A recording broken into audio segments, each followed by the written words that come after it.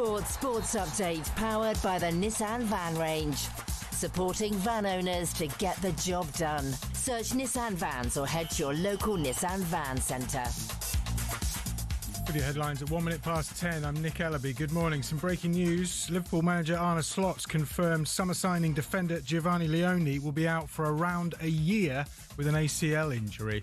More on this coming up in the programme. Now, 2 hours to go, and Captain Luke Donald wants a fast start. We understand the US are strong in foursomes. They have some strong partnerships. We saw that coming in here, no matter what sort of combinations they went with. So, we feel like this is our strongest to go against them. On day one of the Ryder Cup, John Rahm and Tyrrell Hatton lead Team Europe off against Bryson DeChambeau and Justin Thomas. Danny Willett, who played in 2016, says Europe have their strongest team in a decade. All the lads have been playing great. The form kind of turned on nicely in the last 2 months for some of the guys that were kind of hit and miss on whether they were going to make it by straight qualifying or not. And their team is obviously really strong. Now, Donald Trump could move World Cup games around next summer if Israel qualify. The US wants to prevent UEFA banning Israel, but sanctions are expected after the UN said Israel is committing genocide in Gaza. Sergio Busquets is retiring at the end of this MLS season, currently at Inter Miami. Busquets won 3 Champions Leagues and 9 La Ligas with Barca, and a World Cup and a Euros with Spain. The pressure on Russell Martin shows no signs of easing after Rangers lost at home to Genk. talkSPORT's David Tanner was asked if anyone's been tipped to take over if the board decide to make a change. Sean Dyche is a name that continues to be mentioned. I think he would be, I think he's certainly more pragmatic than Russell Martin has been. And it's understood Tottenham Hotspur have not yet received a new offer to buy the club and say it's not for sale. That's despite reports a US consortium's put together a £4.5 million bid. Meanwhile, there's more on a potential Premier League return for Harry Kane at talksport.com and that breaking news. talkSPORT News. Sorry, that breaking sports news again. Liverpool's defender, summer signing Giovanni Leone, is expected to be out for around a year with an ACL injury. News headlines: the Prime Minister's admitted it's been too easy for people to enter the country as he prepares to set out plans for compulsory digital ID cards. And cybersecurity experts say it's a depressing day as hackers hold a nursery chain to ransom. There's more from the news team at 5:30.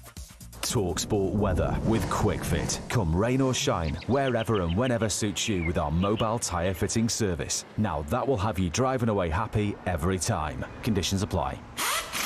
Fine and settled day for most of us. Sunny spells in the north, though, turning cloudier and breezier this afternoon, especially across Scotland.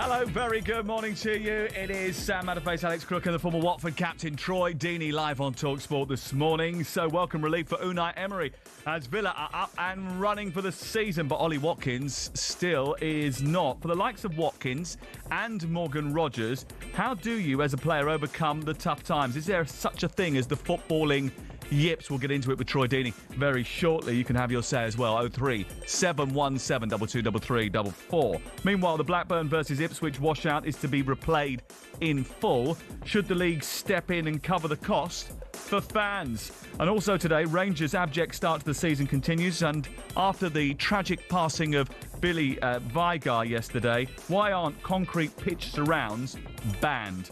And we'll be joined in the studio by 2 Premier League winners, former Arsenal keeper Graeme Stack and former Manchester United and England defender Paul Parker. This is Sam Matterface, Alex Crook and Troy Deeney, and we're live on talkSPORT. And a very good morning to you all, everyone in good spirits, ready for the weekend. Well, if you're not, then we'll try and help you over the course of the next 3 hours. Ooh, Salty, the Crookmaster is here. Hello, you right? I'm good. I'm in a good mood today. I was going to say, are you Mr. Fist Bump, in a slump or in a grump today? What are you? I'm in a good mood. I think the Ryder Cup starts. Looking forward to that this weekend. Some big games in the Premier League, and always a pleasure to be alongside you two. I've been giving Troy a bit of stick this morning. Doesn't start till after 12 o'clock, so we will have his concentration for at least 2 hours, which is good news.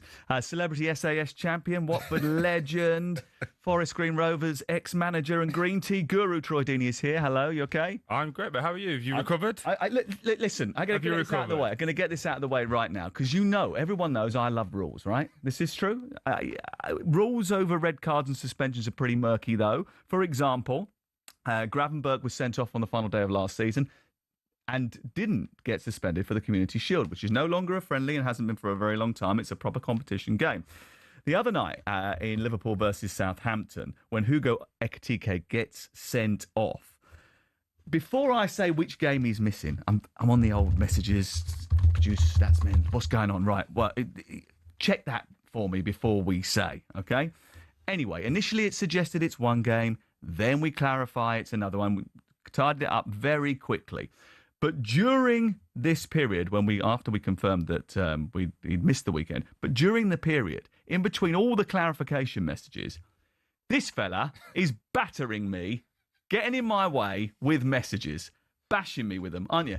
Non-stop. I'm asking questions. What game does he miss? Can you hurry up and say it quickly? Because his mum needed to know. Breathing down. Exactly. I think there needs to be context. I've got people here, and they need to know. Can you hurry up because they're on at me? No. So this is where he's getting it all. I'll read them. Yeah, you get it wrong. Do you know what happened? I was at home with my mum and the family, and everyone was like, "Oh, does that mean he misses the next game?" I went, "There's only one person that will know this." I said, "He is working. You can hear him, but I'll text him and see.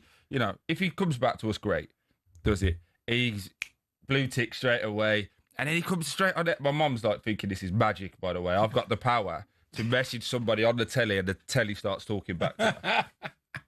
And the information he gave was wrong. And I just said, in the PGMOL group right now, they are fuming. Yeah. You can see him spitting feathers now.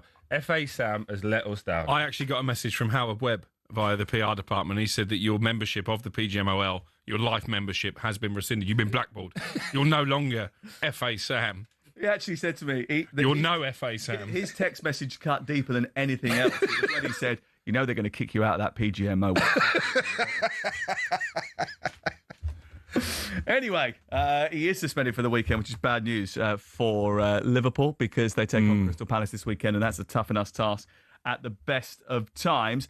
Talking of tough tasks, Aston Villa's tough task last night. They just about got past Bologna. I must say, Bizot's save at the end of the game was really important. In the last second of the game, that was a crucial moment, because if that hadn't have happened, then they would have found themselves dropping points last night. John McGinn's early goal gave Aston Villa the Europa League points, but it wasn't enough to imbue a sense of total satisfaction on what was a nervy night. I watched this game. Ollie Watkins, sapped of confidence, isn't he?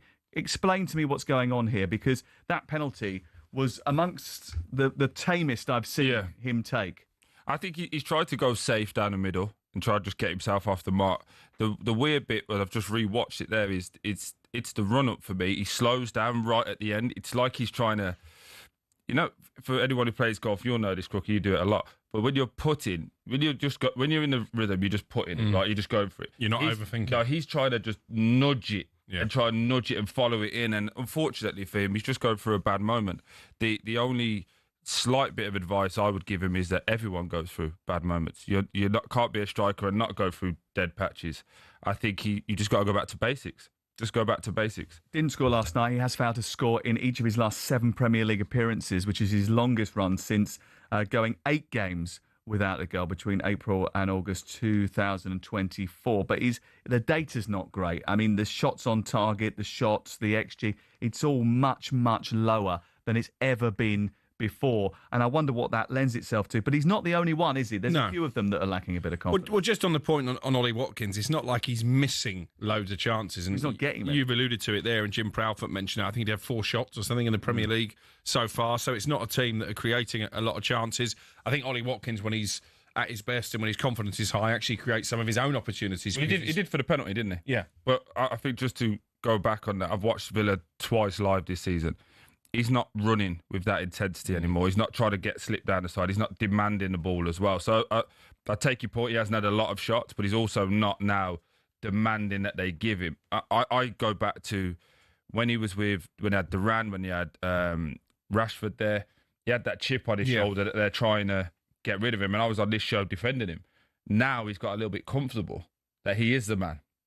So it's that, does he need that? Motivation works a certain way. Yeah, of course it does. If you look at Hugo Ekitike, he went too far in trying to tell everybody that he was scoring loads of goals, got himself suspended as a result of it. Yeah. And then you've got Watkins, who isn't being pushed, isn't being nudged in the right direction, and he's now finding himself in a very low, uncomfortable place. Do you think he's sulking a bit as well, Troy? Because obviously Arsenal made that bid in January. Manchester United, I know for a fact, made an inquiry in the summer transfer window, got flatly turned down by Aston Villa. But when you've got clubs of that calibre coming in for you and you aren't in the first flush of youth, he might not get that opportunity again. Has that affected him? And the same with Morgan Rogers, who I know a lot of the big clubs in the Premier League made inquiries for in this summer transfer window. Is he suffering as a result of the fact that he didn't get the move? And are Villa as a team suffering from the fact that last season they were in the Champions League and there's some players in that dressing room who maybe believe they should still be in the Champions League? I think that's the biggest part. I think ego's taking a bit of a kick in. I think it happens at all levels. I've seen it more, obviously, in lads who cover the Championship into the Prem, have half a season and then think that they're Prem players now. I would say it can't be that for Ollie, because no one put a bid in this summer. When people put inquiries in. Yeah. But Arsenal bid for him in January. And he did well the back end of the season, and no one spoke about it. He had a good end to the season. But that this season, people are putting in those inquiries. That to me says they're not 100% sure anyway, because if they wanted to, they'd come in and try and get you. Secondly, I don't think Villa have had a good window with PSR rules killing them. But if you look at the bottom end of the pitch, Martinez has been excellent since he's come back in. So I don't. He's got a stronger mentality though, and he's a different. Is that character. not more of a worry then?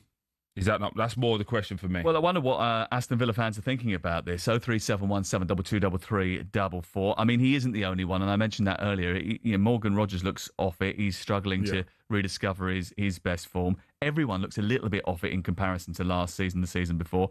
Have the players been affected by the restrictions of ambition that the PSR rules have put in place? Has Unai Emery lost his way a little bit? Have the off-the-field issues affected him? And have you got a group of players there that might have just had their head turned and haven't been adjusted back to life in the Europa League? 03717 223344 is the number to call. If it wasn't for those two big Bizot saves in the game, they wouldn't have won the match. Gesson came close very early on. Rogers missed a chance just before the McGinn goal, by the way, which was a presentable one, which was another sort of example of a lack. Really well worked corner, wasn't it? It was. 03717 223344. You can WhatsApp us 03717 223344. And listen, everyone makes mistakes. Not everybody knows everything. I just wonder whether or not the Aston Villa players got battered on WhatsApp by their mates. Keep your text messages and your phone calls coming in. We want to hear from you. This is talkSPORT. Sam Matterface, Troy Deeney, Alex Crook. We're here, and you can listen to us and watch the show as well. You can watch talkSPORT on your TV, Samsung, LG, Fire TV, Apple TV, Chromecast, Android and Google TV, even Prime Video. Wherever you watch, we are there. Download the app. You can watch the show in all its glory. It's talkSPORT with Selco Builders Warehouse. Check out this month's real deals at selcobw.com. Your calls are next.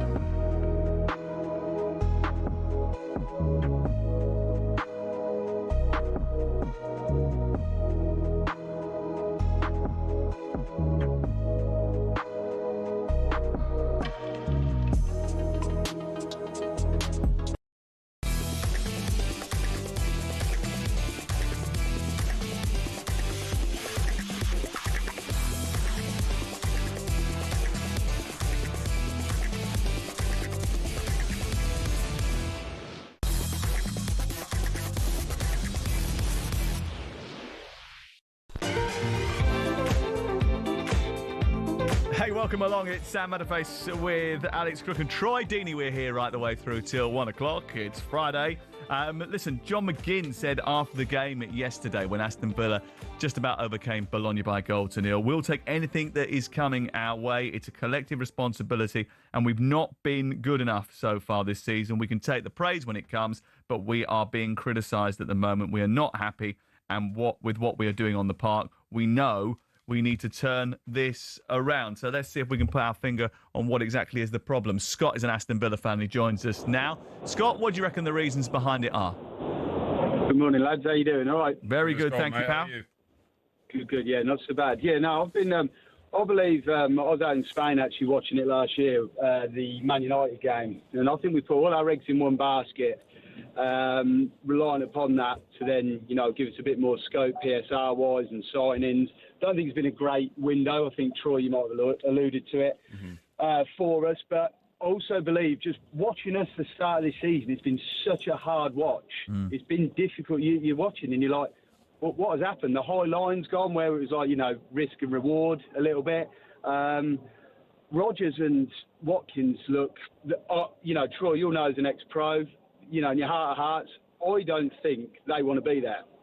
Their reactions when they're losing the ball and things like that, I just something isn't right. Obviously, Monch is left, but it's been so difficult to watch. And myself, I played at an half decent level, to be fair, and you get the vibe of something just isn't quite sitting right. And Scott, sorry to interrupt you, mate. Can I ask you a question just on Morgan and Ollie? Yeah, I think it's a little bit of entitlement that every player goes through. When they get people looking at them, they get the interest, and then they start to believe the hype as opposed to doing it again. Is that more of a fair assessment than they don't want to be there? No, yeah, possibly, and I think that's probably more the case with Ollie. Okay. I mean, Morgan. Let's have it with Morgan. He was unbelievable last year. I mean, look, his peers voted for him. He got Player of the Year, Young Player of the Year. So he's got it, but. He hasn't done it for a prolonged period like Ollie has for us, last 5 years. He's scored, been our top goal scorer, so on. But, Morgan, maybe, you have had a great season, mate. But come on, you can't just go off that one season. Let's go again. Do you think there's another sort of strand to this as well? The fact that they've continually played him in different positions. If you remember last season, they're playing on the right. Now they've played him in the number 10 position, then the left, and then number 10. Agreed. Constantly moving him around. He hasn't been able to find his rhythm, and they haven't been able to start those connections that are so all important in those possibly. I just think sometimes it was like, it might have been the Sunderland game as well, where I think he's. Touches in the first half. He was like 2 or 3 in the first half. And then even last night, he did get the ball an awful lot of times, but the passes they weren't making it to anyone, or he was, just losing the ball. And I get people are probably doubling up on him a bit more now and wary of, his attack. Because, I remember, I think it was the Arsenal game last year at Villa Park. He bullied Declan Rice. Yeah. He ran all over him. But you need that constantly. But we've been found out a little bit formation-wise as well. I don't know. Unai's got to do a bit. But, yeah, I don't know. I'll stick with him, obviously, as we all will. But I just don't know. Something's got to change. OK, Scott, thank you very much. Appreciate it. 03717 223344. Rogers looked a different player playing for England, says John in Northampton. He just needs to bring that form back to playing for the Villa. Watkins will come good again. Great show, boys. With Ollie Watkins, says Carl Christa, who is a Newcastle fan, is he feeling that lack of trust and confidence from Emery? Because last season he was dropped for Rashford in the Champions League and the big games where Rashford wasn't really worthy of taking his place. Watkins had a phenomenal season 2 years ago. He was rewarded by playing, 15 minutes in the Euros, even though Kane was miles off it. He then leads Villa to the Champions League to be rewarded by being dropped for a lone player. Arsenal bid for him in January. They turned it down and then dropped him. It's very disrespectful. I think that's a brilliant point. They gambled in January. They brought in Asensio and Rashford on loan. We all thought at the time they were decent signings, and it nearly did the trick in terms of Champions League qualification. But it doesn't. They leave the football club. I don't think Rashford was ever interested in signing permanently for Aston Villa. And what you've done there is you've upset some players in the dressing room who you now need to call upon. And just on Morgan Rodgers, that caller there mentioned the passes that went astray. It's not helpful, is it, when you get to the 89th minute and you do complete a pass and you get cheered ironically by your own supporters. There was a bit of jeering going on in the game on Sunday as well. But I would suggest Morgan Rogers should have enough credit in the bank that Villa fans are going to stick with him during this tough time rather than not at all piling on him. Not at all. He's had one good season. You don't get credit in the bank is when you have more than one good season. We all know. How does it help jeering your own players? It doesn't. But what it also does is again, I know Morgan, I know family members around him, so it's not a personal attack before you all start calling me. The problem you have is you had one good season and everyone said how great you are. The hardest part, you saw it with Cole Palmer, you saw it with Jude, you name it, everyone's had it. The second season is when everyone starts going into games, going, right, how do we stop him? And now he has to adjust and he has to go again. And the difference we're seeing is when he goes with England, he's one of many great players. Do you get my point? So he doesn't get the same level of attention from the opponent. So he can look better and he can look more motivated. And I do believe, just as a young player, everyone goes through this, is that you believe that, I am the guy. But the beauty about sport is, what have you done for me lately? Everyone wants to know, what did you do this season? All this stuff, even the stuff with Ollie, that was last year and 2 years ago. No one cares anymore. But the definition of being a football supporter is supporting your own. The clue is in the title. Yes. Okay, but then don't have any more comments on Man United then. Don't have any more comments on Man United. Don't have any more system chats. No more rants, because all you're supposed to do is support Amrit. The only United player... There you go. The only United player I've ever jeered at Old Trafford was Thomas Kuszczak, and he was useless. But you did do it, though. I did do that. But you did do it. Necessarily. Sure, I agree with that. Let's go to Dan, who's an Aston Villa fan. Hello. Hi, you guys. You right? Oh, yeah, we're great. Go on. What do you want to say? Yeah, I was there last night, lads. Touch on from pretty much everything you said. I think there's about 4 or 5 different reasons. I actually, for once, I agree with Crookie a little bit about the Morgan Rogers. I think the fans have got on his back. Remember, we're only 4 or 5 games in. I think you've got to get behind your players, especially somebody like Rogers, who was fantastic last year. During him when he's coming off at Sunderland was a disgrace, I thought. Last night, yeah, everything he tried didn't come off, but there weren't a lack of effort, definitely. I think also what people have got to realise as well is we're missing Tillmans, we're missing Anama, missing Barkley, which then that pushes McGinn on. I mean, if you look at the front 4 last night, we had an out-of-form Rogers, we had Marlon, who for me is bang average, we had Buendia, who's bang average, and we had the new lad, Gassand, who's obviously not hit the ground running. You may as well just say the same, bang average as well, Dan.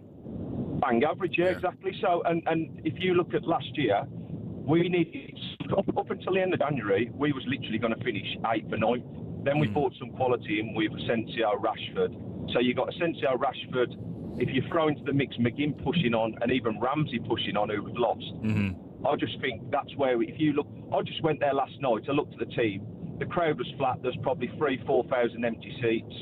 We've been playing in the Champions League last year, this is the Europa League, and I just think... It's all a bit of a come-down. It just looked a bit of a come-down, mate, and I think everybody around the club's feeling that. I think Unai has lost his number 2 as well, if that's right, which would be a massive thing. Troy will probably tell you. Is that not a bit of a sense of entitlement on the fans' part, though, as well? You mentioned the empty seats. I know financially it's difficult at the moment, but it's been a long time Villa have been in Europe at all, let alone in the Champions League. So should you not be embracing this Europa League campaign? Your favourites to win it. Yeah, we probably should be, but... I mean, I just think it's come down, Champions League nights to Europa League nights. But you're not regular Champions League competitors. But it's a bit different, isn't it? Playing Thursday night football against Bologna in a game you're expected to They played Bologna last season. They did, but that was in the Champions League, and they'd already played Bayern Munich, so it was slightly different. There's a little bit more of a sort of atmosphere. Can I just quickly throw to Dan before we go to break? Yeah, very quickly. Dan, just a quick question. Again, a lot talking about moving forward, but that back line is very bang average as well, isn't it? Take Konza out of it. They've been there a long time. Is the whole place in need of freshening up? Do you get my point? To add a bit of zip in there. Yeah, possibly. I think they would have probably tried. Well, they've tried to freshen up the right back scenario. I think Cash is a decent player. Is he going to get you into that top 4 or 5? Probably not. They bought Garcia on, who again they didn't pay much money for. Did that? Yeah. Obviously, Maatsen as well hasn't really gone to the heights that probably wanted. I don't think the back, personally, with Martinez there, I don't think the back 4 or 5 is a major problem. I just think at the moment we just lack. Yeah, I don't think it's bad. Yeah, I don't think it's bad. I just think when people have been there too long, And I think Tyrone's been there a long time. Matty Cash been there a long. I just start to think, does the place need freshened up? It's not that they're bad players, just does the place. I honestly, I said this to you when we were talking before the start of the season, is that engine room, the deep line midfield players need more. They've only got really Kamara and Onana. And Onana's never fit. And Onana's doesn't fit. And actually, Kamara gets always injured as well. So that area of the pitch means that there's always someone doing half the job. McGinney's not naturally going to play in that role. So I do think that there is a little bit of an issue there as well. Plus, from the outside view, things have looked a little bit odd with Monchi leaving. We don't know what the real story behind all that was. He left as the director of football operations. They have replaced him with Roberto Alabi, who did work with Emery before. So there's still a connection there. But even so, it does sort of give off the vibe of it being a little bit unsettled at Villa Park. If you want to continue that, 03717223344. Reece says Troy's bang on with his Rodgers statement, second season syndrome. He needs to up his levels. What do you think? 81089 on the text. This is talkSPORT.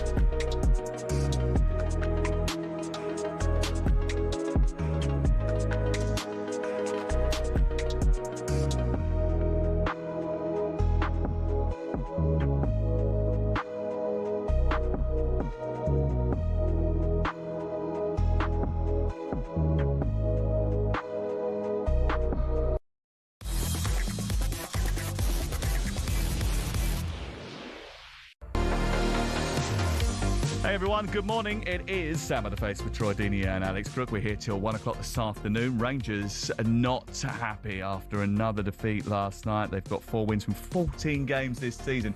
Think about that for a second. This is Rangers, who usually are amongst the most dominant teams in Scotland. Maybe not recently, but even so, if they're not as dominant as Celtic, they certainly dominate everybody else. But 4 wins from 14 games. They only managed 2 shots on target last night in their game with Genk. They were defeated by a goal to nil. 12,000 tickets unsold, which might be a sign that there's a little bit of deepening apathy. After the game, Russell Martin said it's not going to change things. I think with 10 men, it's difficult. I think the longer the game goes on, if we actually dominate the ball, and if you look at the last 2 games, the longer the game went on, we create a lot more. But it's like, no, we'll get there. Their goalkeeper's not had a save to make. I don't think John Suter had one cleared off the line, but beyond that, I mean, that's for a home team in Europe. You presumably want to be troubling the opposition goalkeeper. Yeah, we had 10 men for a long time, and I think Jack only had 2 real saves to make in the second half as well. So, yeah, the red card changes a lot. You still believe that you have the full support of everyone here at the club, and you still believe that you're capable of going and recovering a bit of ground? Yeah, I don't think a game tonight where we're down for 10 men for that long changes things a huge amount in terms of that. So I feel nothing but support from them. Yeah, I feel a little bit sorry for him in a sense, because he's walked into a situation where clearly the fans are not having him from the minute he's walked through the door. He's up against it. He's taking on a Rangers team that just haven't got the talent or the quality to really be able to compete at the level at which they're used to anyway. However, let's get it right. Genk probably should have won that game 3 or 4. Clearance off the line from a Genk player was mentioned in that clip. Yes, but it wasn't long before the frame of the goal came to Rangers' rescue. Rangers could have had a pen for handball. Referee went to the monitor, didn't change his mind, which is a bit weird. They had a player sent off, Diamande, correctly. It was a bad challenge. So they were down to 10 players for a long time. The penalty against them looked a little bit soft, but Butland did save it. I mean, the former Celtic striker, could have had 3 goals easily in the game. He did put them in front in the end.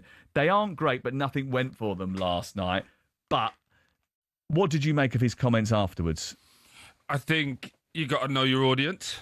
I think the way that I know Russ tries to be very level, never too high, never too low. Yeah. But I think after that game, yes, he had 10 men. Yes, it was a poor tackle. You can't, as a coach, you can't do nothing about that. But I think to just keep battering it back as if this game was the only problem. It's been a poor start to the season. I know what you're saying about fans not having him when you get there. Your job is to turn that around. The owners have you. You've got to turn the fans to get the fans on side. And I just think... Do you think he's got the ability to do that with the group of players that he's got? I'm not going to go into that well with him, because there's players he brought in that he's not playing. Like your Rothwells in midfield. Like he wants a certain style. He wants a certain type of player type. The problem is you are at Rangers, and with the greatest respect, there's a limit of what you can and can't do in terms of spend. So you know that before you go in. But you are expected to win. You are expected. Of course you are. But the difference is it's not losing to Genk that's the problem. It's losing to Hearts. It's there's been a lot of games. They got a game this weekend against Livingston. You putting them in your acca to beat them? No. That's not down to just that. Again, 12,000 fans up there. You're not endearing yourself, because I believe at certain clubs there's certain manager profile types. We talk about it down here with Potter.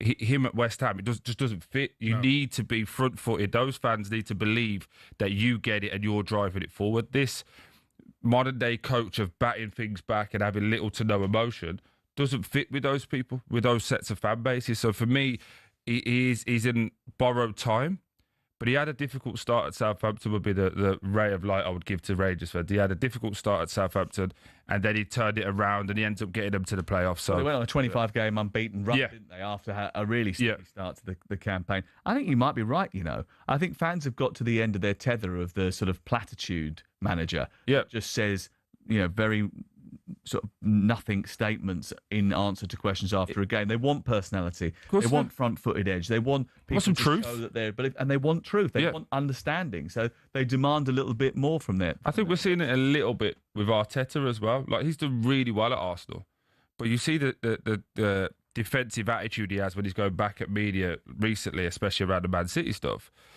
I think fans are going, no, we don't buy that. Like I was in here on Sunday night and he said that Gyökeres had an excellent game.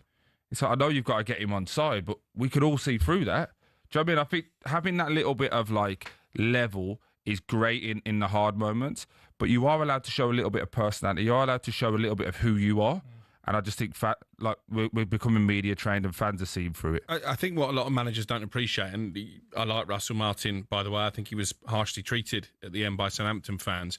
But when we in the media are asking questions, we're not doing it for personal gratification. We're doing it because that's what the fans want to know. Take the Arsenal game on Sunday, for example. We were there. Obviously, the press box is very close to the fans, and they were all asking us before and after the game, why on earth did he start Leandro Trossard? Why is Mikel Moreno playing in midfield? So when I'm putting them questions to Arteta afterwards, it's not my opinion and some kind of personal attack. I'm representing the supporters, and I think maybe there's a bit of that at Rangers as well. I don't think the team is very good. I don't think Celtic are very good. I think Scottish football is at a very low ebb, and I've predicted on this programme that Hearts, in the not-too-distant future, will win the Scottish Premiership, and I go along with that.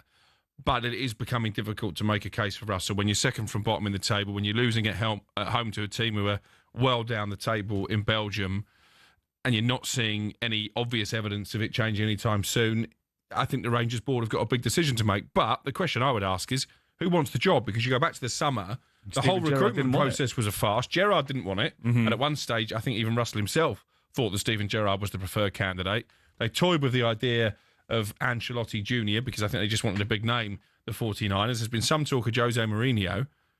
None of those people are going to take the job now. I would be surprised if they go back to Steven Gerrard and he has had a change of heart, because I think he knows it's a really difficult job to take on. No, it is a difficult job, but I think you're downplaying just how big of a football club that is. I think there's a load of managers now, a load of coaches that will go, In name only, though.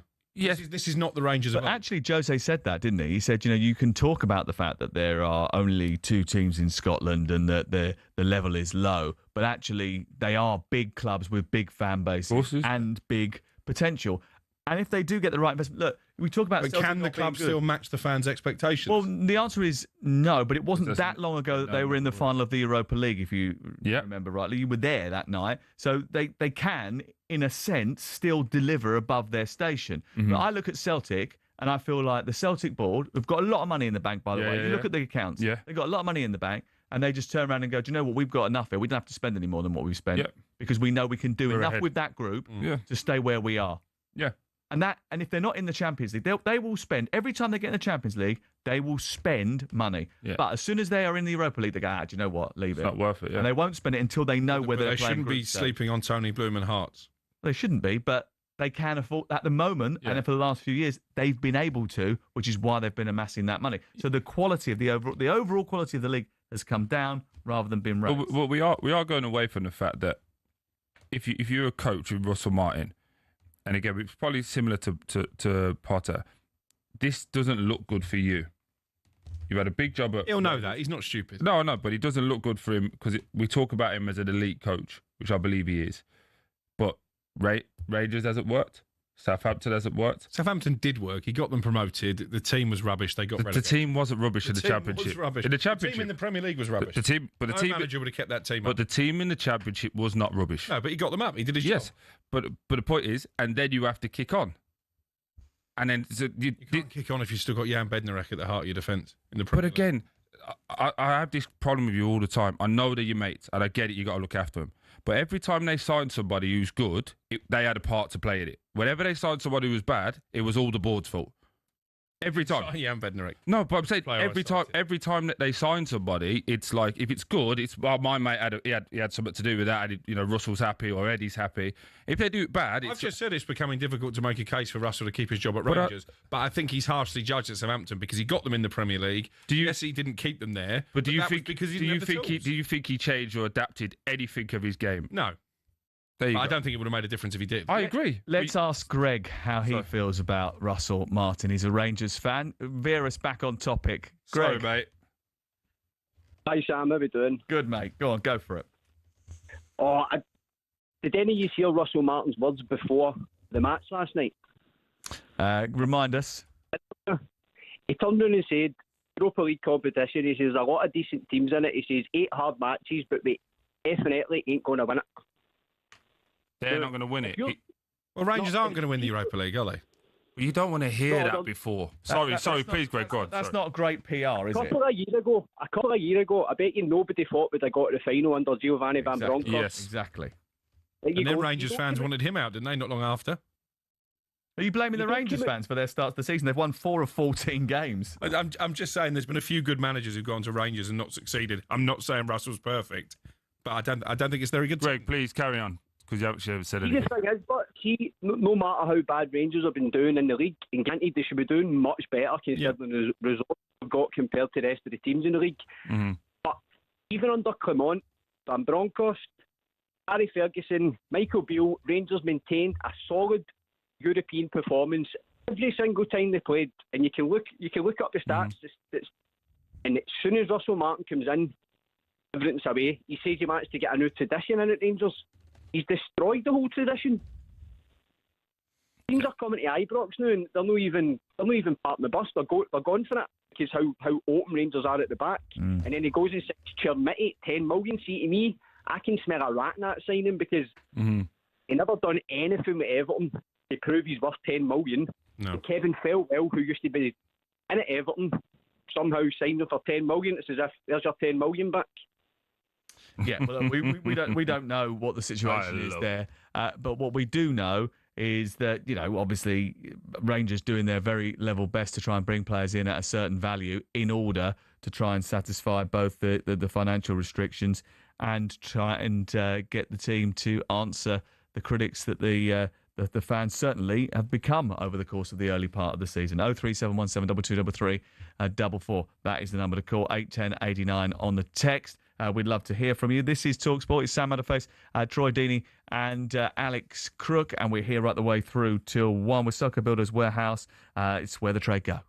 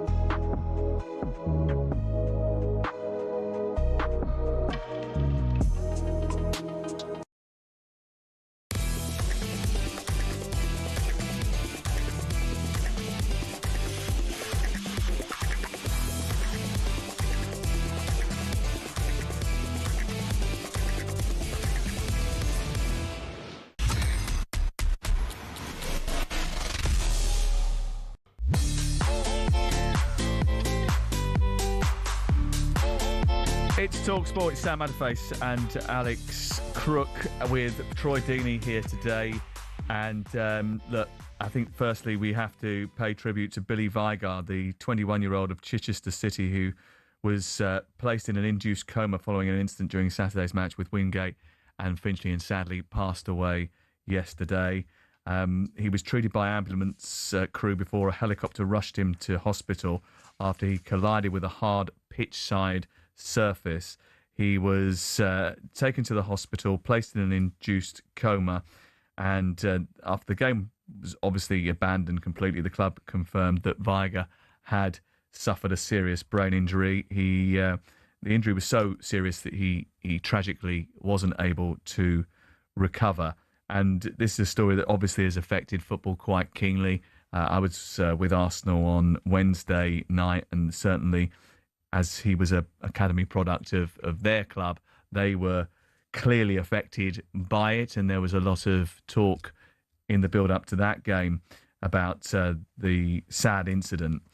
But it's not the first time that we've had an injury, a serious injury, and this is sadly a fatality that has been caused by a player running into a hard surface which is just off of the pitch, and it seems dangerous, it feels unnecessary, and we hope that there is, after a formal investigation, some sort of change at non-league level and at other levels as well to ensure that this kind of thing never, ever happens again. It isn't the first time. Alex Fletcher, who retired from football after returning to the pitch after suffering a serious head injury during a game in November 2022, crashed into an advertising hoarding during a National League South game. He was playing for Bath City at the time.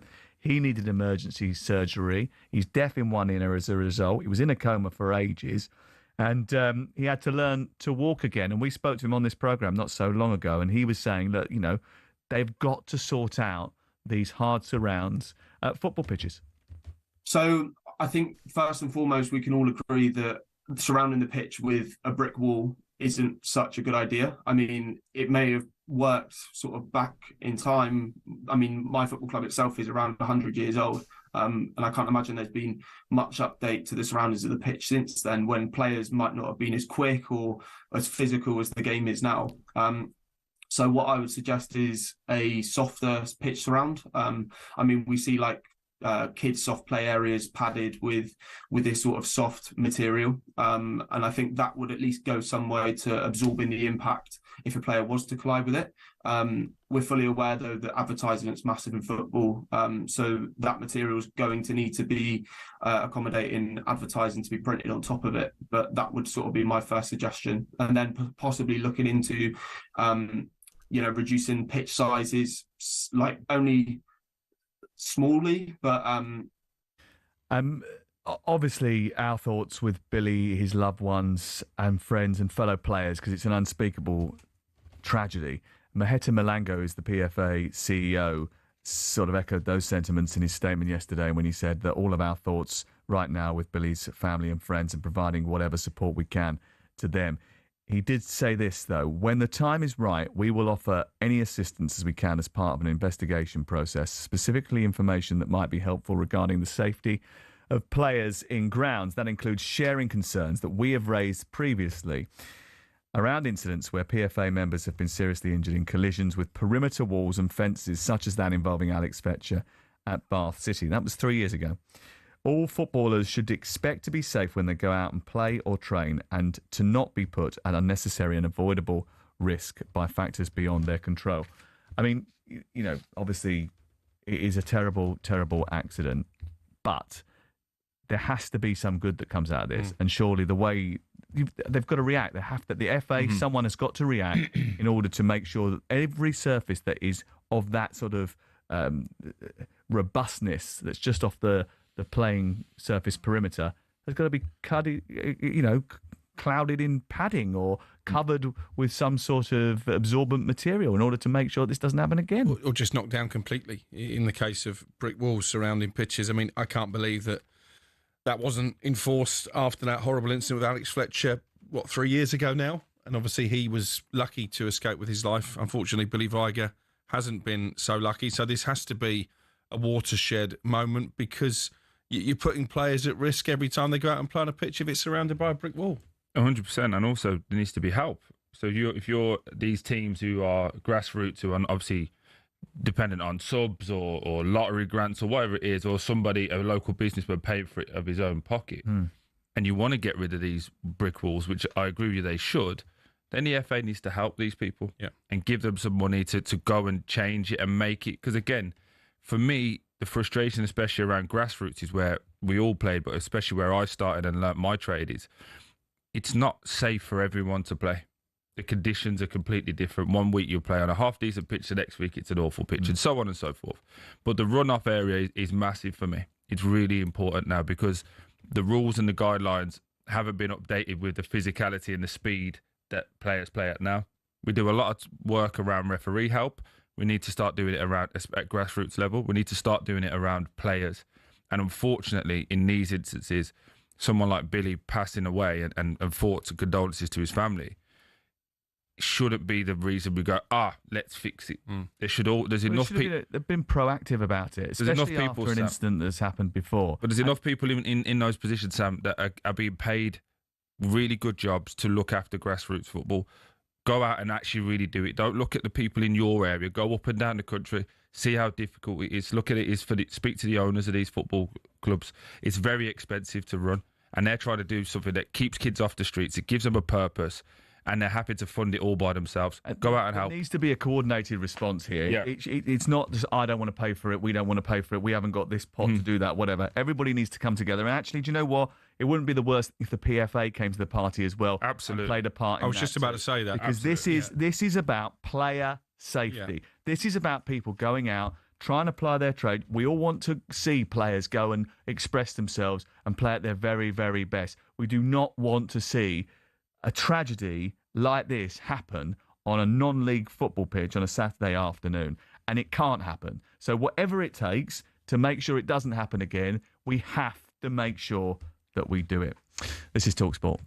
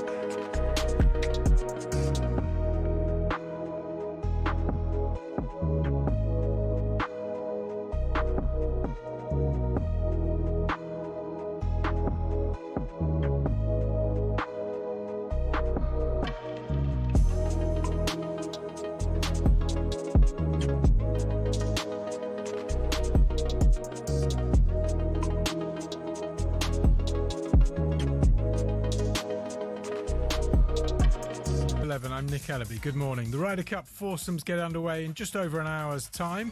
Team Europe need a fast start from Rahman Hatton up against DeChambeau and Thomas. 2016 player Chris Wood told us foursomes can be tricky, especially if you're playing with your partner's ball. You can go 3 or 4 holes in foursomes without hitting a puck, and then all of a sudden you've got a 10-footer for a half with a ball that you're not used to. Yeah. That's what I found quite challenging, with the feel of the ball and the speed of the greens and all that side of things. Liverpool defender Giovanni Leone will be out for about a year after tearing his ACL. Here's Arne Slot. Being so young, coming to a new country, playing so well in your first game, it's very hard to take the positive side. No, there's never a positive side, but yeah, you always try to look at a positive side, and that is that he's still so young. Unbeaten Liverpool go to Crystal Palace, also unbeaten, tomorrow. Now, Rio Ferdinand's told talkSPORT Man United are improving. No, seriously. I'm not driven and sticking to data, but a lot of the data does tell you that Man United are getting into the right positions, they're doing the right things, and the hardest thing to do in the game is to put the ball in the back of the net. And that's where Man United are falling down. Man United go to Brentford live on talkSPORT tomorrow lunchtime. That's an exclusive. It's understood Tottenham Hotspur have not yet received a new offer to buy the club. The Sun reports a US consortium's prepared a £4.5 billion bid to buy Spurs. Meanwhile, we understand Harry Kane is open to a Premier League comeback, but not necessarily at Tottenham. And Sergio Busquets is retiring. The 3-time Champions League winner with Barcelona also won the World Cup and the Euros with Spain. He'll finish out this MLS season with Inter Miami. More on this at talkSPORT.com. talkSPORT News. Prime Minister claims his plans to introduce mandatory ID cards shows the government's listening to concerns over immigration, and the terrorism case against kneecap rapper has been thrown out. More from the news team at past. talkSPORT weather with QuickFit. With a huge range of premium brands available, we've got what you need to drive away happy every time. Visit your local centre or quickfit.com and book today. Fine and settled day with sunny spells for most of us. In the north, turning cloudier and breezier this afternoon, especially across Scotland.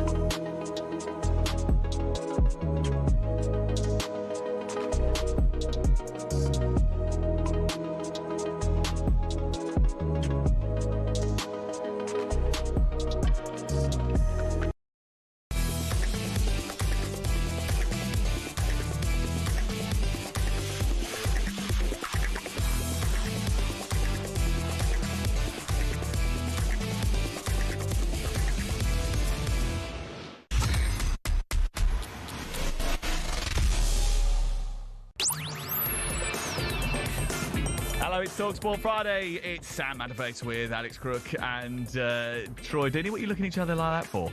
Because I'm happy to get him to go in the running all day. So, oh no, it's 11 o'clock. We've ran over because you was talking nonsense about Russell Martin. So do you know we haven't had that many texts suggesting that Crook's best mates with Russell Martin. I think it's only what is it up to about 9,321 now. Okay, Crookie's agenda. Troy's horrible to everyone. I try and see the good in people. Yeah, although there is quite a few messages saying about how you were sticking the oar in on Gyökeres already today. No, just not bothered by him. Not at all. Did wake up once thinking about him. Don't care. Nor did no. Don't say that. Don't say that. That will get me in trouble. Halfway down that sentence, pulled it back.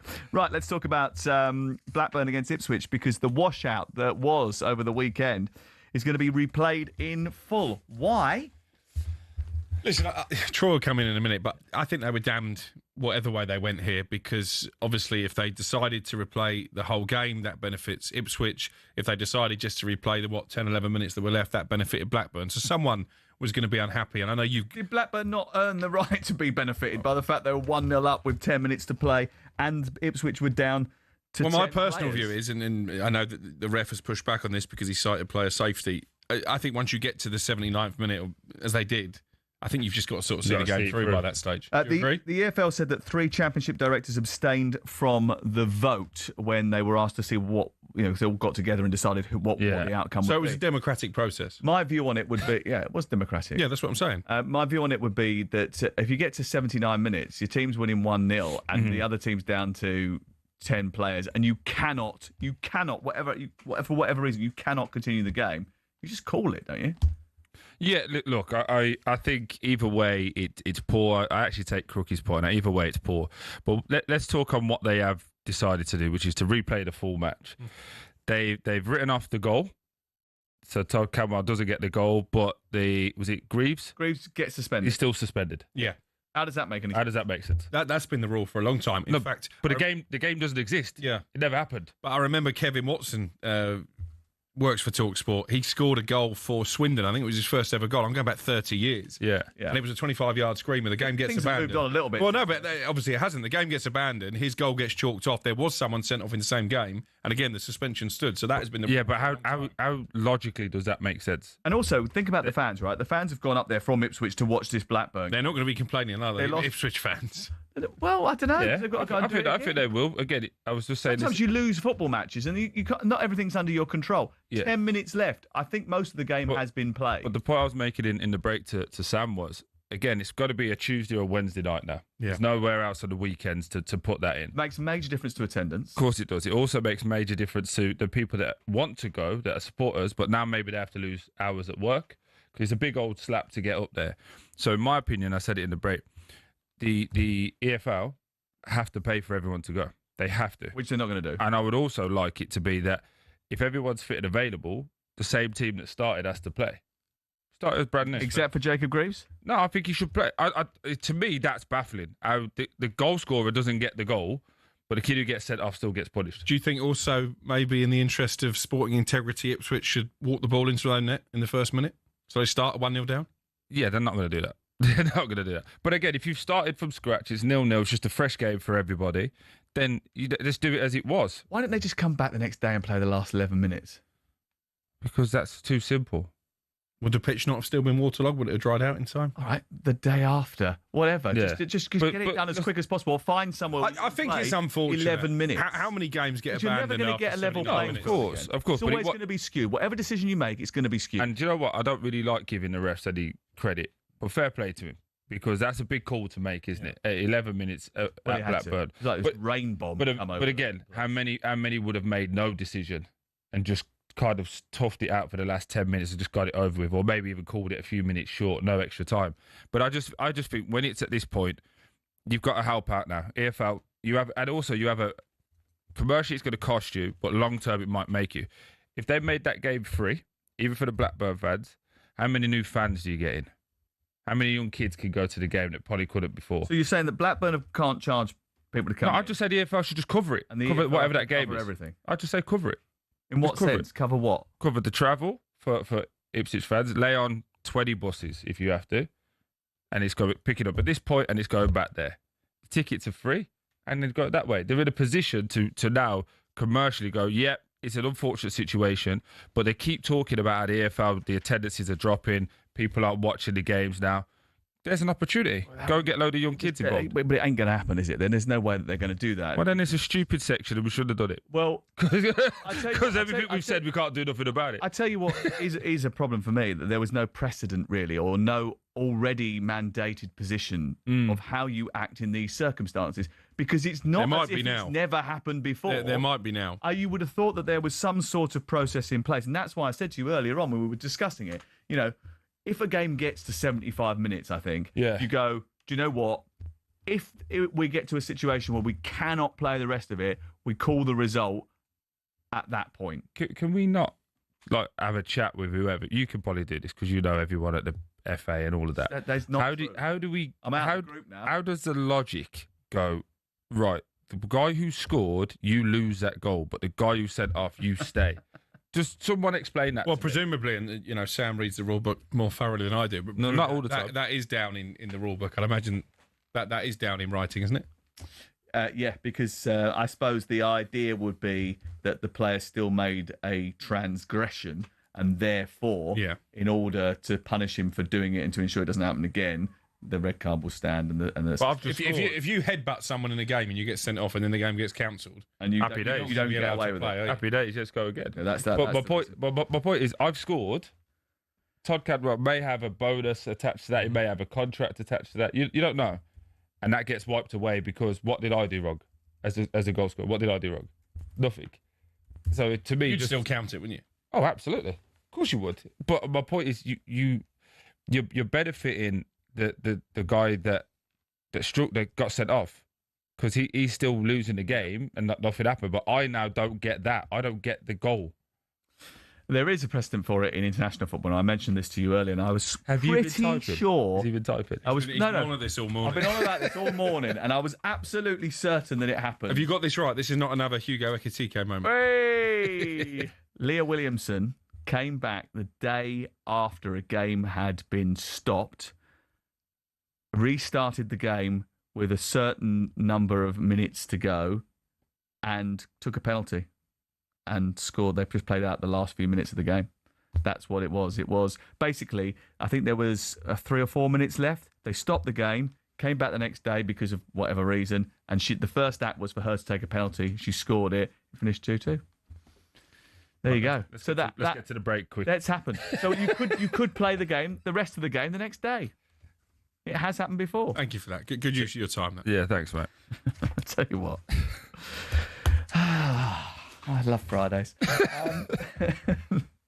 Still to come on the programme. What did you want to talk about? Because you were moaning about running on. What did you want to talk about? He wants to get to Graham Potter. Talk about West Ham, aren't we? He wants to get to Graham Potter. He wants to talk about Graham Potter, but instead we're going to get Graeme Stack in. He's coming next.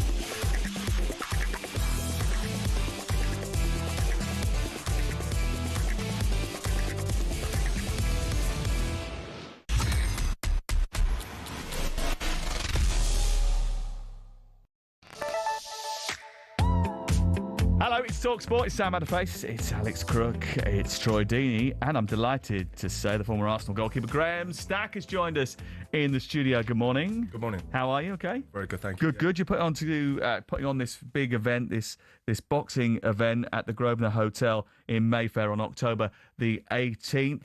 It's 5 big matchups in the ring with the aim of raising £500,000 for a host of charities. The footballers involved being trained by the likes of Darren Barker, Enzo Macarinelli, David Colwell and James De Gale. And we're going to see David Bentley against Jody Morris, Curtis Davis against Paddy Kenny, Leroy Leiter against David Noble, Lee Trundle against Anthony Gardner and Greg Holford against Marvin Elliott.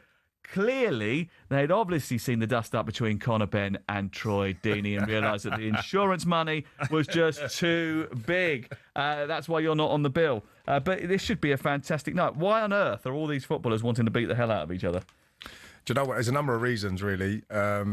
Firstly, I think when I got in conversation with one or two of the lads, I think they were looking for something to do. They were trying to find something to stimulate them and probably give them a bit more satisfaction on what they've been currently doing, whether that's golf or sort of knocking the gym on the head and having no structure, having no routine. Finding something I think that they could work toward, and at the end of it, just go through the adulation, the pride, having a sense of achievement, camaraderie, reconnecting with ex-athletes and footballers especially, because look, we've almost set up like a mini camp, if you like. I was with Dave Caldwell, Greg Halford and Anthony Gardner the other day, and just seeing the lads that have played against each other or played with each other just reconnect and talk about football. Because you do miss it. When you finish the game, you leave the game, Troy will know better than anyone. It's tough. So when this opportunity came about, there's a number of reasons. One, I want the boys to sort of enjoy the experience, be fitter mentally and physically at the end of it, and come out feeling like they've achieved something, which is going to be great. Raising money is obviously at the forefront of my mind and everyone else's, and obviously ultimately a special night for everyone to come and experience. It's a big night as well, isn't it? October 18th. It's the iconic Grosvenor Hotel. There's tickets available, are they? So we're doing tables only. We are now releasing half a table packages and pairs of tickets. So they go on sale today. The reason we've done that is because there's been a huge demand for tickets, and unfortunately, when we've done tables, it's difficult to fill a table. And we are fully aware the tables have not been cheap. But obviously, to try and when you set yourself a target of £500,000. And you're doing an event at the Grosvenor, it's really important, obviously, that we try and raise as much as we can, and that was a way that's the way we sort of attacked it. And now, obviously, because there's been such an interest, we do want the general public to come and watch it. This is not corporate driven. We want as many people to experience and see this event for their own eyes. As well, if you got some punters in there as well. Listen, we want to sell the venue out. We can have up to 1,000 people there on a night. We want it streamed. I know we're in talks with talkSPORT currently to try and make this happen, which will go out to hundreds of thousands and potentially more. So yeah, you can buy pairs of tickets via the website proprojectpromotions.com, and half the tables are now being released for sale. So we are definitely getting there in terms of numbers. But as I said, we didn't want to restrict the general public because, listen, there'll be QPR fans, Sheffield United fans, Swansea fans that want to come and see their heroes come and box. And who's impressed you? Who's caught the eye so far? Which do you know what? Which ones of them are the best boxers? Yeah, so I've spent time with all of them. So I was with the lads up in Dave Caldwell's gym. I was with David Bentley and Kevin Mitchell recently. Bence, to be honest with you, Bence has surprised me. Yeah, I know Bence is a laugher. He's a laugher and he's a joker, and he's he loves to crack, but I'll tell you what, when he was in the ring and he was working with Kev, he was serious, and he could just see. Troy will tell you, we can all have a laugh outside of football, but when you get over that white line, Mr. Serious over there, take no prisoners, win at all costs, that's just a mentality. And you can see that straight away being around these boys. When they get through the ropes and they're on the pads, I'm like, oh, we just had a laugh 2 minutes ago. Now you're ready to go to work. Yeah. So Well, look at you and mentality. Look at you and Connor. Best buds, having a laugh and a joke, and then beating 7 bells out of each other when it comes to actually. I want Troy to do this. I sat down with Troy at the Grosvenor. Listen, Troy's my mate. Yeah, we'll do well to get Troy an opponent, but listen, we'll find him one. Like, him and Akinfenwa will be a major dust up. But I spoke to Troy. Listen, and I know Troy's a busy man, and Troy's down for anything, especially when it comes to charity stuff, because he's a very kind and generous man. And I said to Troy, would he fancy it? Look, hopefully one day Troy will do it, and I'm sure he will. And there's a lot of other lads out there, similar to yourself, Troy. You love your boxing. Yeah, of course. You're a fit, game, strong fella, and I know that I wanted to do this. Yeah, I'm about to say, I'm surprised you ain't got it. No, but I was down to do it, and I was training. But what I was finding is trying to juggle, like organising the event and getting in the ring was going to be too much. And me winning a fight or losing a fight, regardless, it makes no difference to me. But if the event failed, it would have been a disaster. Yeah, I'll hold your tail for you. Stacks, can I just ask you a question? Obviously, you don't need to do this, and obviously charity is at the heart of it. So what from a charity point of view has pulled at your heartstrings to do this? Because you've done well in life. We've all done pretty well in life. Yeah. What's the charity angle for you, and why is that so important at this point in your life? So for me, I actually feel like after a long time of probably searching a little bit in football, trying to find that job satisfaction, life balance, family balance, it's been like, it's hard. Like when I was with you at Watford, I was coaching in the Premier League. Like I loved it. It was like the top, the pinnacle of where I wanted to be. And then that gets taken away from you because managers lose a job, and then you're moving not just away from home, but you're moving abroad and so on. Yeah. So I was finding it actually hard to find something that was driving me, and I wanted to get up in the morning and actually like work for. And I set up a couple of businesses when I come out of football, set up a recruitment company and stuff like that. But now I've actually feel like I've found something that I am fully committed to and I love. Now, the charity angle, Bob Wilson is obviously, he spotted me for Arsenal as a kid at his goalkeeping school. So Bob set up the Willow Foundation many years ago when he lost his daughter Anna with his wife Meg. So this is an opportunity for me to pay Bob back.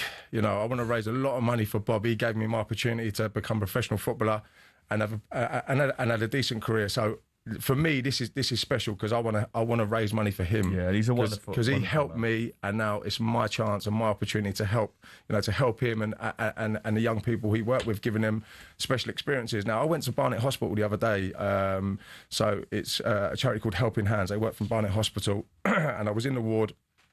I met a beautiful young lad called Jack, lost his eye, had retina cancer, and I was in their breakout ward, so where they do chemo, so it's a safe space, it's a nice quiet space, but they had one electric chair. They couldn't mount the oxygen onto the wall, and they couldn't give chemo, and they had curtains, and they wanted partition walls, and they had one flat screen TV, and they had a fridge that was broken, and so I just said, look, what's the plans? If where do we need to get to in terms of helping you in this room? And they was like, well, look, if we can get to 40k, we can get 4 electric chairs, we can get partition walls, we can get 4 flat screens. And I'm going, right, and I'm looking at this kid thinking, it's going to change his life. And if it's not going to be him, it's going to be someone that comes in after. Yeah. So I've spent a lot of time with these charities.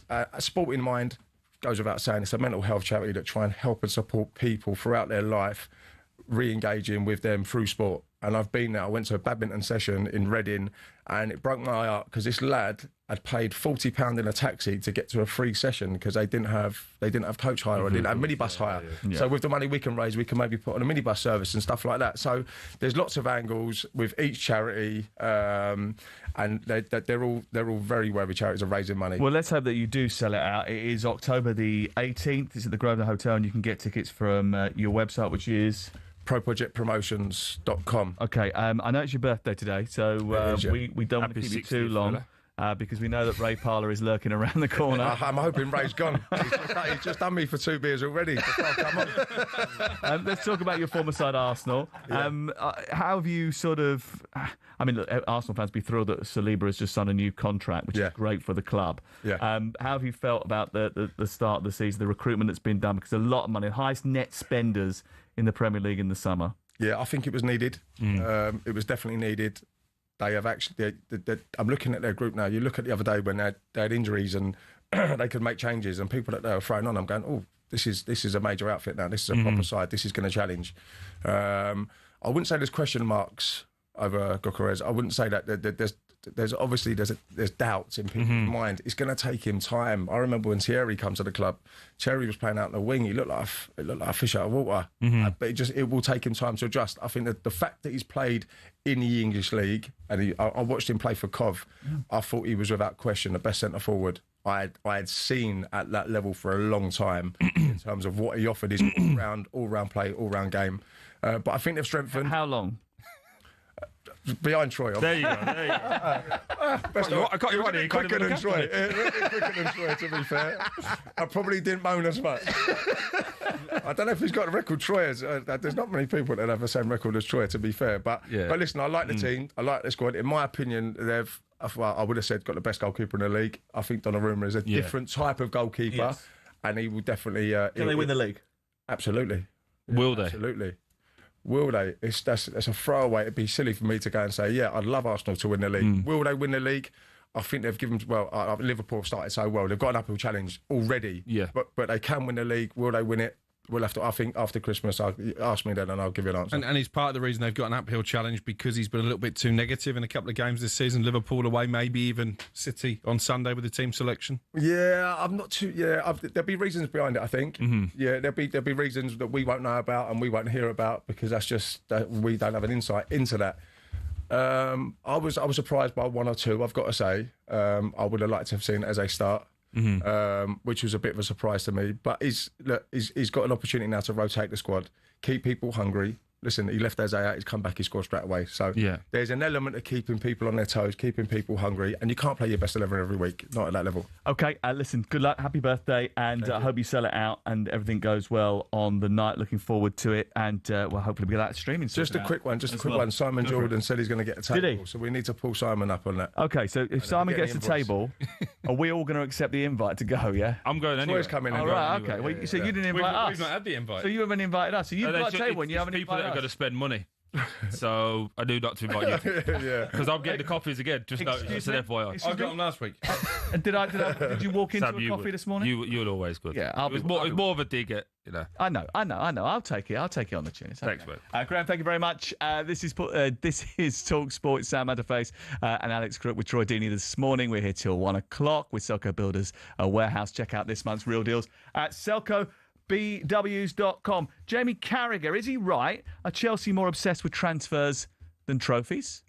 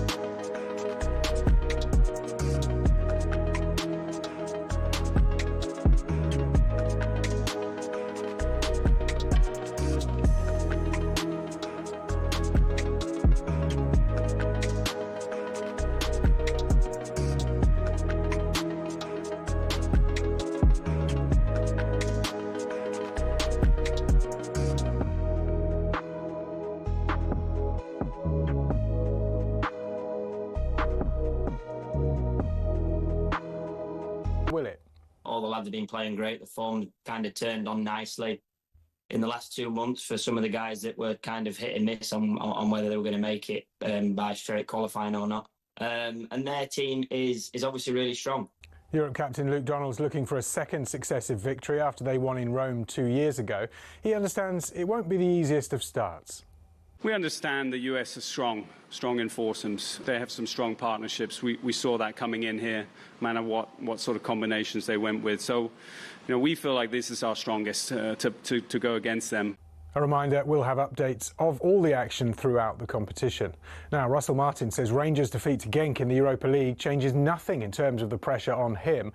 There were some 14,000 empty seats at Ibrox. The Rangers boss reckons their poor performance was down to Mohamed Diamande's first-half red card. Meanwhile, Unai Emery says Aston Villa can feel better after their first win of the season. They beat Bologna 1-0. And it's understood Tottenham Hotspur have not yet received a new offer to buy the club, reiterating it's not for sale. Reports in The Sun say US tech entrepreneur Brooklyn Eric has put together a £4.5 billion bid to buy Spurs.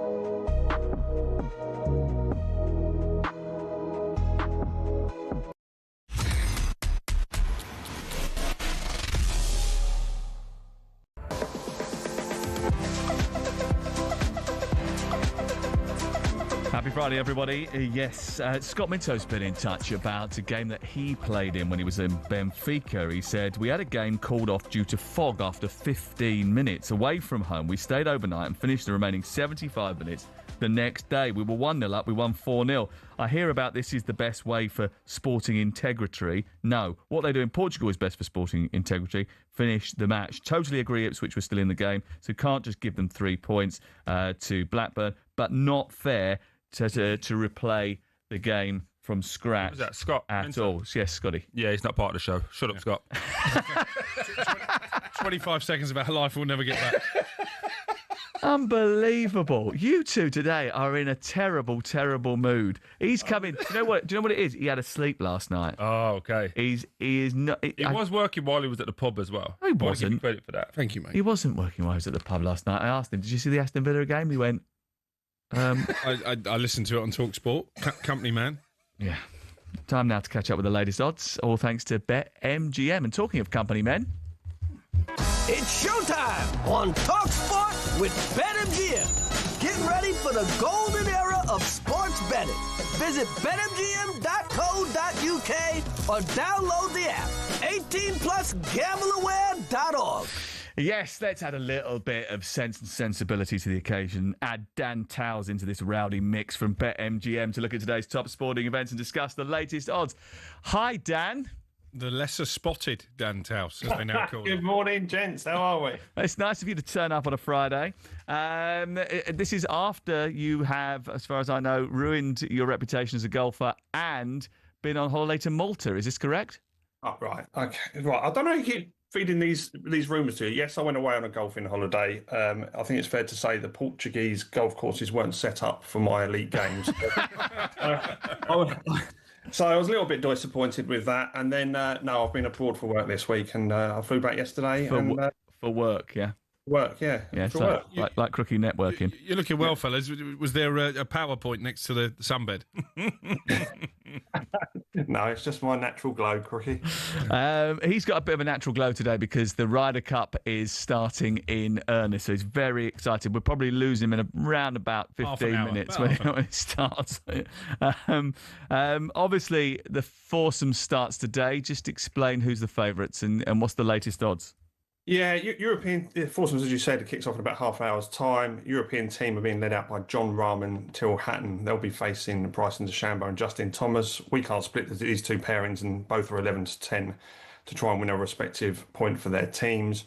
Then we have Ludwig Oberg and Matthew Fitzpatrick. On paper, they have a tough draw against world number one Scotty Scheffler and his partner Russell Henley. As you'd expect, the Americans are very short at 4 to 7 for that match. Then we go into the third pairing, sees Masters winner Rory McIlroy and Tommy Fleetwood. They're up against Colin Morikawa and Harris English. Europeans are odds on for that match, and then Bob McIntyre and Victor Hovland are the slight outsiders at 6 to 5 to overcome Xander Schauffele and Patrick Cantlay. I suppose the key for this first session for an away side is just try and stay in contention. I think last time we were in America, we lost 4-0 in the first session, so it's very difficult. So stay in contention, and then hopefully that puts us in good stead going into the afternoon. Outright, the Americans are odds on at 7 to 10 with Europe at 8 to 5. But if we get off to a good start, try and quieten the local crowd, then 8 to 5 could be a little bit of a big price. But just before we move on, were you guys aware of the envelope rule in the Ryder Cup? No. Sam, being a stats man, I thought you might be aware of this. No. It's not my game. Crookie's tried desperately to get me into it. And I've only played twice and beaten him twice. But apart from that, I'm not really into it as much as he is. So do you know about the envelope rule? I don't know. This is a new one on me. Okay, go on, explain. A bit of a stat for you. So the envelope rule. So the captains have to place a name in a sealed envelope of a player on their side who they would pull out in the event of an injury to a player on the other side. So in essence, not to interrupt the flow of the singles on Sunday where everyone plays, the teams would then halve a point. So if a captain picks their weakest player and then they unveil that weakest player in the envelope come Sunday, should the Americans, for example, Colin Morikawa gets injured in any of the events over the next couple of days, then Luke Donald would have to reveal who he felt was his weakest player and pull them out to halve the game. Nailed on. Right, Premier League preview this weekend. Lots of football. We've got live games galore on talkSPORT 2 on Saturday. Tottenham Wolves a little bit later on, but we start with Brentford Manchester United. Just give us some brief highlights of the big odds for the weekend. Yeah, Brentford Man United. Brian Bremo returns to his old club. United winless in 7 away Premier League games, and given early season form of both sides, I doubt we will see a repeat of the scoreline fixture from May, which was 4-3 to Brentford. But if you do fancy it, it's a 75 to 1 chance. United just a little bit bigger than evens at 21 to 20, with the home side around the 2 to 1 mark. And then just a quick look at a 3 p.m. kickoff. Sam, your Chelsea host the feeder club Brighton at Stamford Bridge. Chelsea lost just one of the 12 meetings between the two sides in all competitions at home, including winning the last 3. Brighton, slightly indifferent start. Good result against City a couple of weeks ago, but a last-minute equaliser from Fulham on the opening day, and obviously throwing away a 2-goal lead against Spurs last week. Has left us in 14th, but despite that, we're only 3 points off Chelsea in 6th. So it could be closer than the league position suggests. Chelsea odds on, Brighton are 7 to 2, and the draw just shy of 3 to 1. Chelsea have had a poor start to the season, really, to be honest. Let's talk golden goals, because each week we're placing a prediction on some of the upcoming games on golden goals. If we correctly guess the exact scoreline, BetMGM will donate £500 to our chosen charity, Prostate Cancer UK. And we're having an absolute belter, aren't we?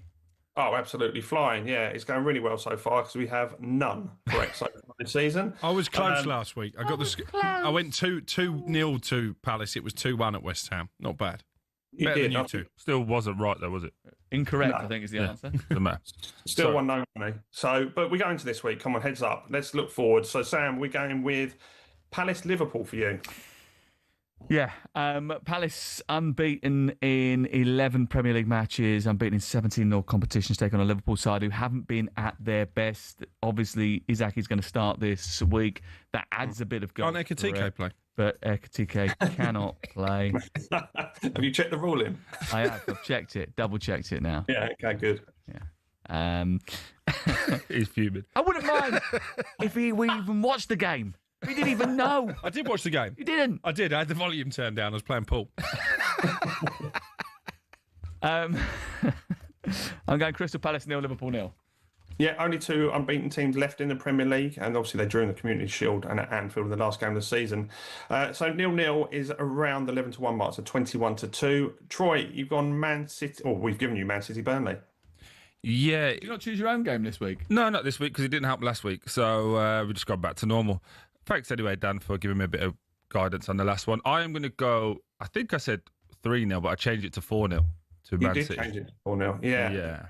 I just think if City score first, it was going to be how many? I think Burnley are going to sit in and camp in, but I just think City will have too much. Whether Haaland plays or not, they'll have too much. Yeah, I agree. In Pep's time, they've beaten Burnley to nil 12 different times, including 3-0, 5-0 and 6-0, but never 4-0. So it's got to happen at some point. So just over 7.5 to 1 that is, so 15-2. And Crookie, a tough one for you, Newcastle Arsenal. Oh. Yeah, we're there on Sunday. I think we're leaving pretty much straight after the show, aren't we? Long way, St James's Park. I've been up there this year. I've only ever been there once, mate. And I've got to drive him. He was refusing to, when there was a situation that developed this week where I might not have been going to the game because we couldn't get everybody in. He wasn't going to go. But it's always at the Prem again. I wasn't driving biggest him. Baby I've ever met in my life. Anyway, can we stay on topic? Yes. Newcastle have beaten Arsenal at home in the last 3 games in all competitions, not conceded, not beaten them 4 games at home in a row since I think about 1969. Only Liverpool have scored against Newcastle in the Premier League this season, and I think Mikel Arteta is going to be quite cautious again. I've gone 0-0 as well, same as Sam in his game. You've done your research, haven't you, on this one? A lot of stats coming out there, but you didn't include there's only been 1-0 draw between the two in the last 14 years. So Newcastle, Arsenal, 0-0 is 15-2. So the treble for those 3 games is 800 to 1. But like we always say, let's try and win 500 quid for prostate cancer. 800 to 1. Yes. This time next week, we'll all be in Ascot together. That'll be fun. Can you have a shirt that's got a collar this time, please? It will be fun. BetMGM Autumn Racing Weekend at Ascot, outside broadcast, which I can't wait to host you 3 on Friday. Crookie, don't worry, there'll be bacon butties for breakfast. And Dan, can you just explain to everyone how much he kicked off the last 2 times because there wasn't bacon butties? But also, Dan, the first thing he said today when he walked in was to Joe, the producer, is there actually going to be some decent food here this time? He didn't. I swear to God he did. It's exactly what he said. Well, when we were at Cheltenham, he said, I'm starving hungry. So I went outside to What a legend. Get him a bacon butty, which was about 15 quid. I walked back in and then all the bacon butties come out from the catering. I was gutted. Unbelievable. He also hand it to him. He also complained that they never put sauce on it. Yeah, he did. You're right, he did. Are we dishing out a trophy again this time, Dan? Am I going to get introduced as Martin Keown? Well, you talk about as much sense as Martin Keown sometimes. Dan, we've got to go. Thank you very much. We'll see you next week. And that was a look at the latest odds, all thanks to BetMGM. Visit betmgm.co.uk or download the app today. 18 plus. BeGambleAware.org. It's showtime on talkSPORT with BetMGM. Keep things golden with responsible play at betmgm.co.uk. 18 plus. GambleAware.org.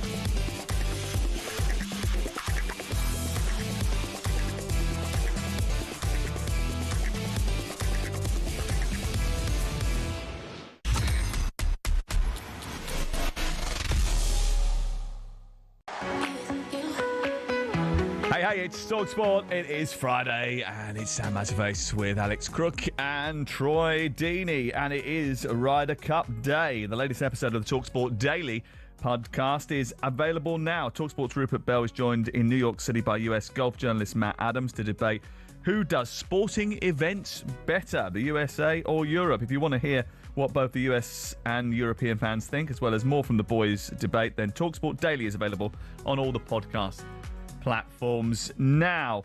Right, let's link up with Rupert Bell, who is live in New York. Hi, Rupert.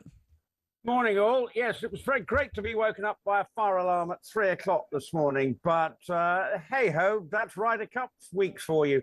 Things don't go predictably. So I got an early bus, 4 o'clock. Can't wait. People charging into the first tee.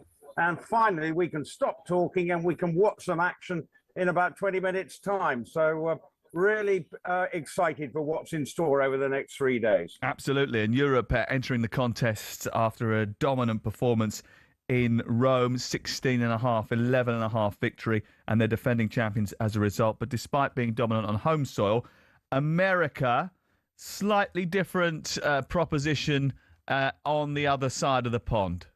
Yeah, absolutely. And that's the big, as Rory McIlroy has alluded to the fact, would be one of the great achievements in his career if he could help his team win us. Well, he won. It was part of the miracle of Medina, but if he could do it here with a pretty hostile crowd, they are fired up. It would be an amazing achievement, and they've got a chance. And I'll tell you what, the first match is as far as it possibly could be, because Bryson DeChambeau and Justin Thomas, they are not shrinking violets when it comes to engaging with the crowd, and John Rahm and Tyrrell Hatton are, of course, equally as fiery figures. So I think we're in for a really heavyweight encounter to kick things off, and hopefully John Rahm and Tyrrell Hatton can douse the enthusiasm of this American crowd, who are sporting every variation of stars and striped outfits you can possibly imagine. And we've seen some rather interesting dungarees, which are doing the rounds today as well. Crook's very, very jealous, actually, that he's not there with you.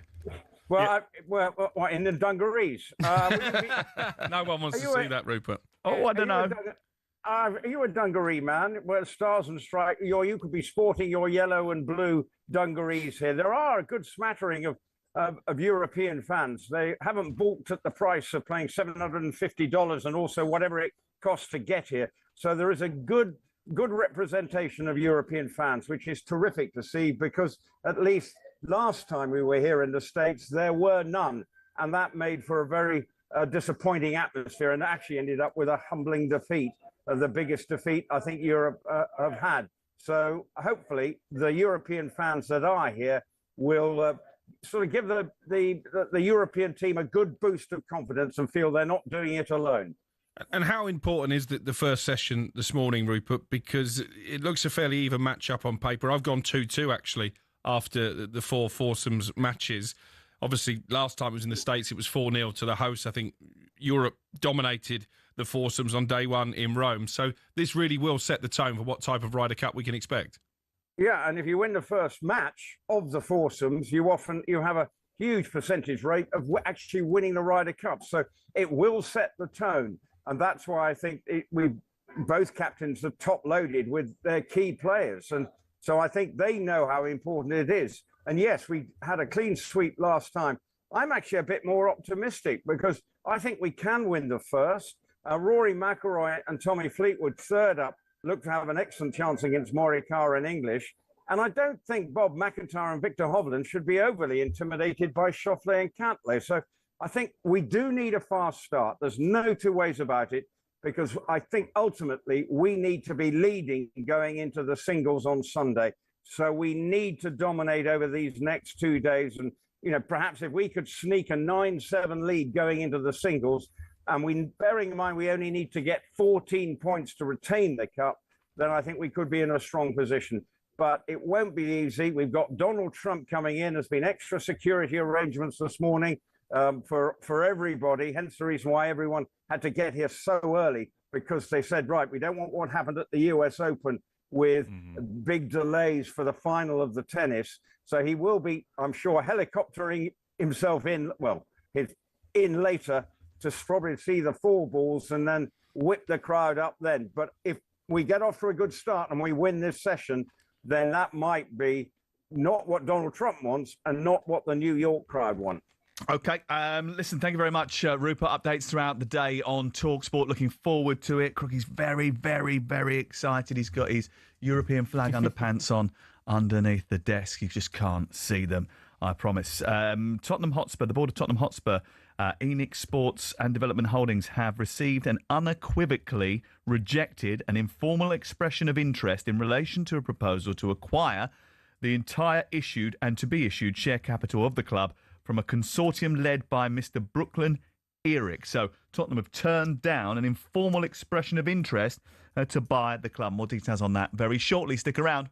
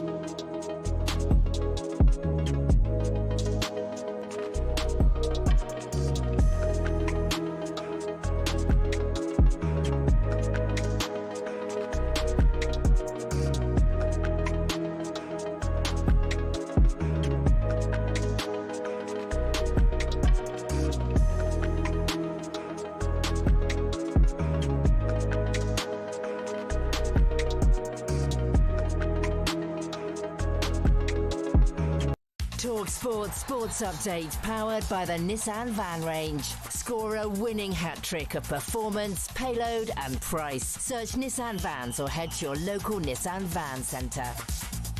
With your headlines at midday, I'm Nick Ellaby. Good afternoon. We're just minutes away now from the 2025 Ryder Cup getting underway. Europe's first foursome pairings, Jon Rahm and Tyrrell Hatton. They're up against Bryson DeChambeau and Justin Thomas. 2016 player Danny Willits told talkSPORT Europe are just more a natural team. I think the Americans are 12 brilliant golfers. And I think sometimes they have to work a little bit harder to get that team feel, that team vibe. Whereas I think we just get it naturally on a week-to-week basis because we stay in the same hotels, we go to dinner. Now, Liverpool summer signing Giovanni Leone has torn his ACL. The defender will be out for around a year. Liverpool are now working on adding Federico Chiesa to their Champions League squad. Unbeaten Liverpool go to unbeaten Palace tomorrow without the suspended Ugo Ekitike. Arne Slot accepts his apology for taking his shirt off when already on a yellow. Players of all ages do make mistakes, and that's what he did in this situation as well. But we all make mistakes, and you're allowed at this club to make a mistake without immediately getting fines or these kind of things. talkSPORT's exclusive lunchtime kickoff tomorrow is Brentford versus Man United, and Rio Ferdinand insists the stats show Ruben Amorim's side is improving. Behind the scenes, I think he'd be looking at it with his staff going, listen, there's some positives, but we're just not seeing the fruits of it because we can't score. We can't celebrate those little positives, those little wins, because we ain't scoring. And it's understood Tottenham Hotspur have not yet received a new offer to buy the club and say it's not for sale, despite reports a US consortium's put together a £4.5 billion bid. Meanwhile, there's more potential Premier League return for Harry Kane at talksport.com. talkSPORT News. The Prime Minister says people won't be able to work in the UK without a new digital ID card, and terror charges against kneecap rapper Liam O'Haney have been dropped. More from the news team at past. talkSPORT weather with QuickFit. Today it's raining tyres in our centres, including top-notch brands like Pirelli. Visit your local centre or quickfit.com and book today. It's looking sunny at Bethpage Black. Here, a fine and settled day. Sunny spells for most. In the north, turning cloudier and breezier through the afternoon, especially across Scotland.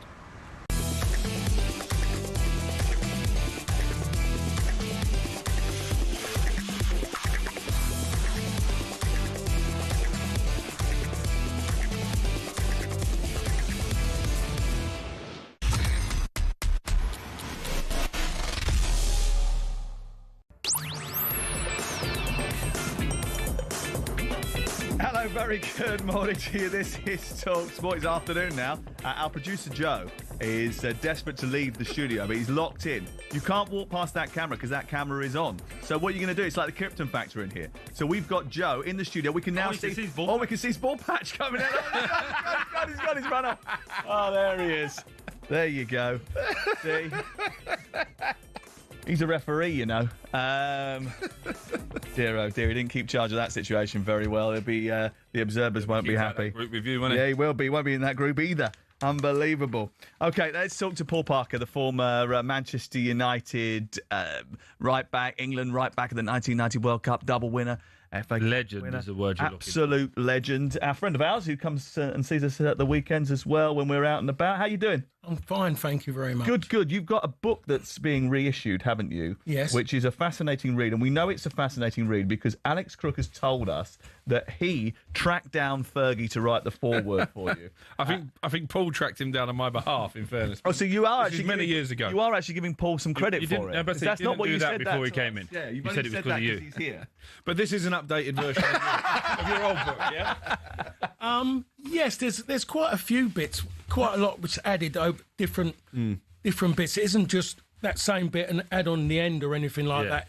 There's other bits all integrated, and I think where before I'd done a book and I talked the truth, I think now I've done this one and I've talked the truth.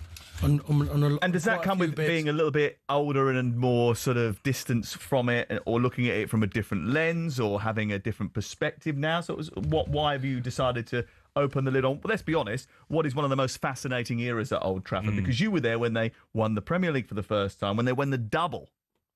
Yeah, and the older bit I don't like. I'd love to use the word wiser. I'd love to go down that way. But it is about that because you mature and you look in the mirror a little bit more and you tell the truth about things rather than gloss over it. And it was when I'd done that first book, and Alex was there as a youngster. As a big youngster, by the way. You're still big. I'm now a big youngster. And you come out and there's that little bit of there's maybe a bit of naivety, but there's a little bit of bitterness still there, and you kind of had, and that's human nature. You're going to have that in certain ways because you start looking at things that haven't gone your way, so you're trying to find a way around it rather than, not talking with forked tongue. And I think I've moved on from that, and I've worked with Wayne for quite a while doing the podcast, and he kind of mentioned about doing it, and he had a lot of stuff already there in the bank, and we'd done it, very, very quickly. And I just believe that everything I said to him, and he knows what I'm like anyway, is up there, and it's fact. Yeah, I mean, there's so much to talk about here. I mean, including memories of playing in Italia 90, which is arguably one of the best World Cup campaigns that England have had for a very long time. Describes what it's like to be a senior professional who's forced to make way for the class of 92, what that was like to be in the dressing room when they were coming through and you had to step out of the way. And talks about, the modern game as well during that sort of era. Talk to me about that moment when they tell you that, there's younger Gary Neville coming through and you've got to move on. Because actually, not only did you have to move out the way for him with Manchester United, you kind of had to do it with England as well, because they did recall you again, didn't they? Terry Venables played you in his first game. Oh, that's absolutely correct, that is, Sam. And then Gary Neville then took that place too, didn't he? Yeah, I think to be fair, Gary's has talked about it quite a bit, and certain bits come up, and he does always mention me in that sense, and he's quite humble in certain ways. He's a good lad, and a lot of it boils down to the fact of I didn't do myself many favours when I was injured in certain ways, and when the boss always, when they started joining the training, the boss always come out and just, he's going to take your place, and it was like that. But you don't take it seriously. I'm quite sure the players today are a little bit more. They would be a little bit more worried about that. But you didn't take it. You did. You're invincible. It's not going to happen.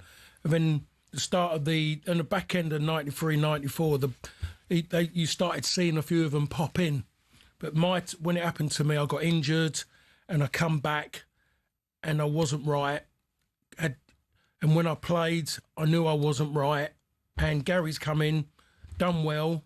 And when it come down to it, my time in 96, the boss just virtually just said to me, I could offer you another contract. He goes, but Gary's going to play all the time. Gary's going to be the one because he's done well. I can't leave him out. Can't leave out young players when they've done well because you might lose them. And really, that was it more than anything. And it's about accepting that, which took a long while. Come back to you in just a second. Let's go off to New York. Bethpage Black is the venue for the Ryder Cup this year, and the first round of foursomes about to get underway. It's Bryson DeChambeau, Justin Thomas against John Rahm and Tyrrell Hatton, and talkSPORT's Rupert Bell is watching. It's spine-tingling as the American pair of Bryson DeChambeau and Justin Thomas, they were draped in the US flag as they came out, fist-pumping away, and Keegan Bradley's been whipping the crowd up, the American captain. But trying to offer a moment of calm, Luke Donald is shaking the hands of his two players. John Rahm and Tyrrell Hatton have come out to try and get Europe off to a fast start. It's a spectacular scene as you look down the fairway from the first, down the first fairway. The 18th tee comes up as well. The green comes up. So it's a amazing cauldron of over 4,000 spectators who've been there since the early hours this morning when the gates opened just after 5 o'clock. It was a cavalry charge to get their spot in the grandstands, and now we had a dramatic fly past just a few moments ago. You could hear the ground shaking as the planes flew past just to herald the start of this Ryder Cup. But it is one of the great moments in sport, the first shot at a Ryder Cup. The four players having their photograph taken now, but hopefully John Rahm and Tyrrell Hatton will give Europe a flying start here, and Bryson DeChambeau and Justin Thomas, on the other hand, Keegan Bradley, will be hoping that they can give them the all-important point. But it's a lovely calm morning now, but the storm is about to start out on the course. Ryder Cup update on talkSPORT with Arnold Clark. Get the UK's best used car deals, guaranteed.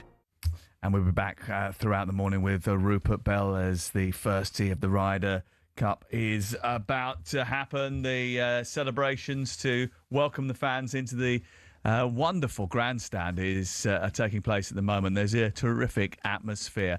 Very early in the morning, 7:10 there. It's 12:10 here. They're a little bit running behind schedule at the moment. And as soon as we have details of what happened on that first hole, we'll be back with Rupert Bell. We're delighted to say we've got Paul Parker in the studio with us today.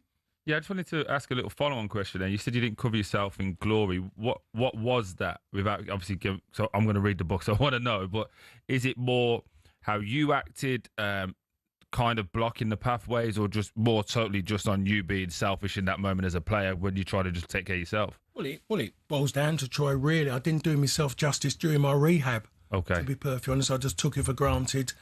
Didn't listen to what was being said because I thought, I don't have to do that. Yeah. And that's what it boils down to. It's a massive regret, which I try not, it comes up now and again in my head just thinking about it. But I didn't cover myself in glory over a lot of things. Yeah. You know, when you got your foot in the pot, I thought myself, got my foot in the pot, can't do anything. I can still socialise and And in theory, wasn't the right thing to do. I was wondered that because I think a lot of players that I've spoken to, obviously I'm recently retired. I think the players that have that what if are the ones who struggle the most, just in general. Like, again, I'm all right with it because I squeezed everything out of the Orange. Obviously, never played to the level that you did, but does that moment still pop up every now and again? Like, what if I'd have just done that? It does when I certain things come up, and then when it comes up about what I missed out on, because people talk to me about what I achieved. Mm-hmm. I know I should have achieved more. I should have had more medals. To be perfectly honest, and I put some of them down to the fact that I didn't do myself justice in my rehab. I just took it for granted it was just going to happen.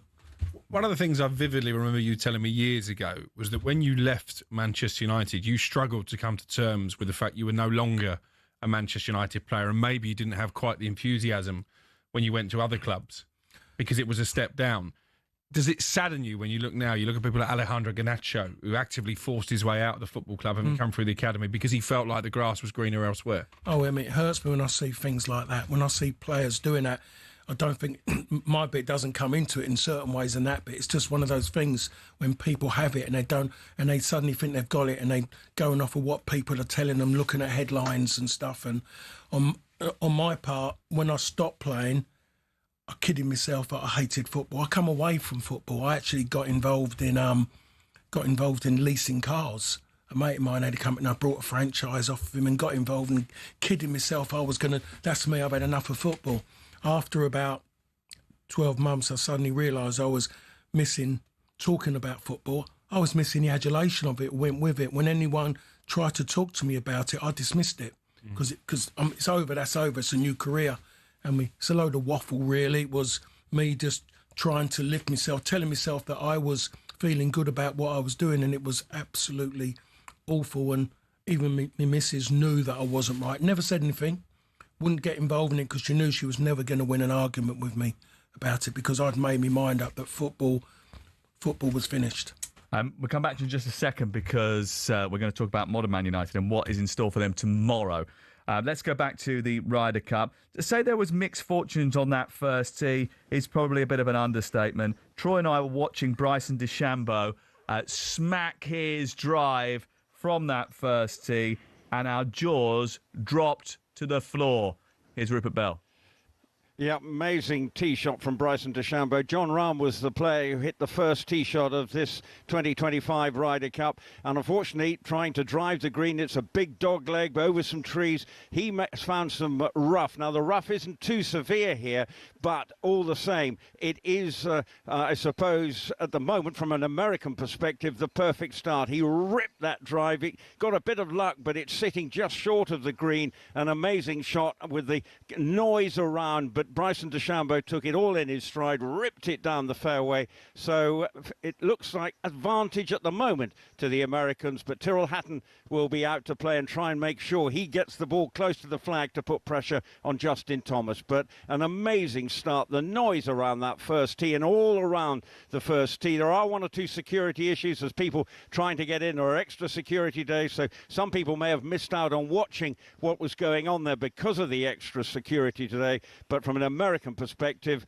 they're buoyed up by what they've seen from Bryson DeChambeau with that first shot. Ryder Cup update on talkSPORT with Arnold Clark. Get £750 off any used electric car or home charger.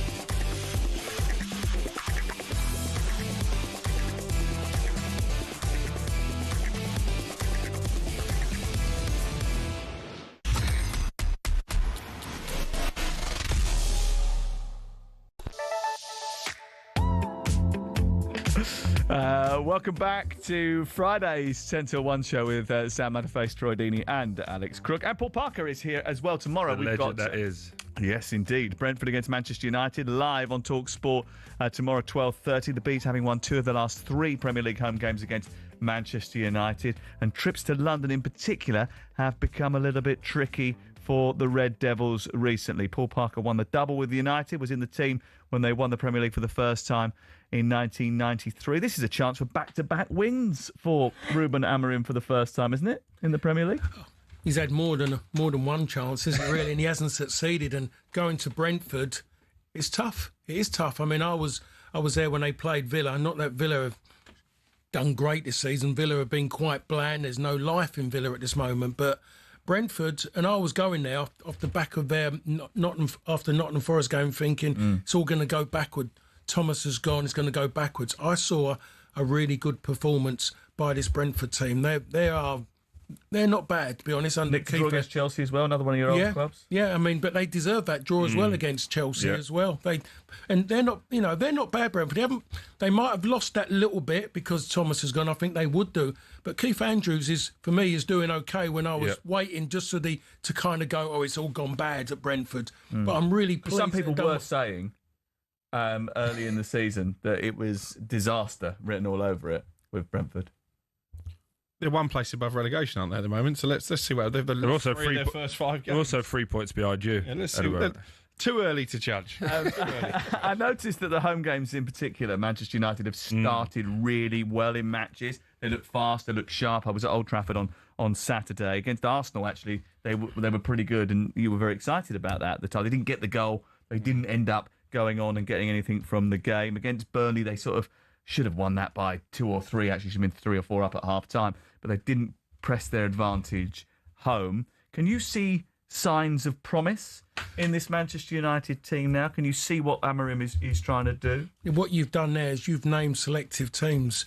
So there's other teams that I could name where I believe that they will struggle, and there's a good chance they won't get anything from. Any team that is athletic and physically strong, they will struggle, Manchester United, because they're not an athletic team. The Premier League now is managers are building teams off the back of fitness and about being athletic, and then they're kind of going, can they run? What about the football? And what helps them with the football, in my opinion, is the fact the systems now. Football has become systems. They don't want people who play outside of the box. They don't want a Paul Gascoigne. They don't want players like that. They want players who can play systems because they're virtually teaching them to play football because they're good athletes. It's interesting you raised that point. One of the points I made a couple of weeks ago about the system, and Troy and I had quite a heated debate about how much of the issue with Manchester United is about this formation. Ryan Giggs, if he was at Manchester United now, he would struggle to get in this team because of the way that Ruben Amorim plays. Yeah, you would go along with that? Yeah, I'd go along with that. Yeah, and because Ryan's headstrong as well, and Ryan will stick that way. Paul Scholes would struggle in that kind of way. Those kind of players are really, in theory, not welcome in the modern game. Cantona? Blimmin' hell, why you say that? That is an absolute gimme, that one. Eric wouldn't fit in Eric wouldn't play for Pep, would he? Yeah. That's 100%. Teams don't want them. They don't want those kind of players. They don't want players who will improvise and stuff. They want players who would do what's written on the can. Chelsea being mainly one of those teams, by the way, Sam. Well, you look at Cole Palmer at the Conference League final. He basically got bored with the fact that the tactics weren't working, so he decided to take matters into his own hands and said it after the game and won the game for Chelsea because he is that maverick. He has got that talent and he can do that. But he doesn't necessarily always fit into a perfect shape in a system in a modern football sense. Oh, that's correct. And Cole Palmer is one of those players that I would actually go and pay money to go and watch someone like him because football for me is almost dying because there's no one to watch. What you're going in, all you're remembering about football, you look at the shirt and you go, oh God, yeah, that's a team from the Premier League. But you take the shirt off and they could be anybody. A lot of the teams, there's nothing really there at the moment. It's not exciting. We're not seeing. People say about me, Paul, who did you play when you was playing fullback? Who was your toughest wingers? I played fullback quite a few years before until I got to United. Because a lot of times I played in the middle, even when I was at Fulham. But the thing, when I played fullback, I used to hate wingers who wanted to keep going down the outside because I was having to chase, always chasing, and always that threat going behind. Now I see wingers now, and they go run inside. But isn't that because managers desperate to play left footers on the right and right footers on the left? Yeah, because at the end of it, it's quite defensive. Yeah. It allows them. It doesn't allow counter-attacks. If they go around the outside and they get tackled, slide tackled, or they don't deliver the cross properly, you could be open to counter-attack. But if you go inside, it opens your option for passing. But when I was playing, I'd always send the winger. I'd want to send him onto me big centre half to get in there and hit him. Wingers didn't want to go inside because they knew there was a big ugly number 5 or number 6 waiting for them. Now it's part and parcel where they just want to shoot to the far post all the time. Yeah, I think as well, obviously, there's about 58 different things we could go down there. But I just want to go back to your point about Man United and then the athleticism in the league now. I totally take your point. It's been an area that I've worried about, and I think there are probably 2 more windows away, is the midfield, is those 2 sixes. With that system that Amorim wants to play, you have to be able to go forward and back. And at the moment, they don't have a quick back line. So if you look at the start of this game, they always start high and pressing. But as soon as it opens up, that back line revert to type. They go and defend. As you know, defenders want to stay closer to the goal. The strikers want to go and press because that's what we do. And then that midfield area just becomes too big of an area that they can't get around. So is it fair to say that Amorim or Man United as a whole would need 2 or 3 more windows to recruit those type of players? Because they're not bringing them through the youth team system anymore because they're not there. They've probably got Kobe Mainoo, but we're still not sure where he needs to be. Well, I've personally, just on the first bit, on that last bit there, I think Kobe should be playing now. Yeah. I think he should be playing now, Kobe, without a doubt. In what position? Because in the middle, just play. As a six. In the last game, how you start Agate before him, when he coming against City, he made a difference. People might say, oh, the game was dead. But the moment he started, because the way he moves at the ball, he floats. Yes. And he caused a problem because City couldn't deal with someone who run with the ball. City, up until that United game, had looked terrible at the back. United made them look really good. On your point about needing windows for midfield players, without a doubt, they desperately need midfield players. They need something in defence. They need the edge. If they're going to go and look at a side and say, this is how we want to play for it and play this system, go and look at Crystal Palace. Go to Crystal Palace. Look what it's cost them. Look what they've got. And say, you've got a back 3, and when they want to play football, Gahey. He's the one who plays football. Lacroix. He's the dominator. He's the one. He's the dominator, and the man for me who has had an incredible since the change of manager, Chris Richards. Yes, the change of manager has just lifted him up there. He is so confident. Their back 3 he wasn't even in the team, was he? Because Chalobah was there on loan, so he had taken his place, and he zipped in seamlessly when Chalobah went back to Chelsea. But again, sorry to dive in on that, but you look at what they've recruited. They got Isma Sarr, who was naturally a winger, but what's he known for? Just driving forward, running in behind. So it took him a while to get in that 10, and then now they've done it. He's flourishing. We have got to go back to the Ryder Cup, but thank you very much for coming in. Thank you for having me. When's it coming out? It's again? coming out on October the 6th. Just in time for Christmas. Oh, absolutely perfect. And you can get it from anywhere, even online at Amazon. Oh, fantastic. Oh, that'll be a Good stuff. Tackling the Game. Paul Parker, My Life in Football, out in October. Good for a Christmas stocking filler, that is for sure. Crook now knows what he's getting off me for Christmas. Let's go back off to Beth Plage back and find out what's happening at the Ryder Cup. Here's Rupert Bell. First blood to the Americans on the opening hole. A birdie with Bryson DeChambeau ripping his drive 344 yards down the first fairway. Justin Thomas' chip was about 10 feet from the hole, but DeChambeau holed his birdie putt after John Rahm had missed his 20-foot putt for a birdie. So it's first blood to the Americans. DeChambeau has just also given his team an excellent chance of another birdie at the second hole. The second match has just teed it up, which is Scotty Scheffler and Russell Henley against Ludwig Eubert and Matt Fitzpatrick. They're currently going down the first, but as I say, first blood to the Americans. Ryder Cup update on talkSPORT with Arnold Clark Charge. Ultra rapid EV charging at an ultra low price. Terms apply.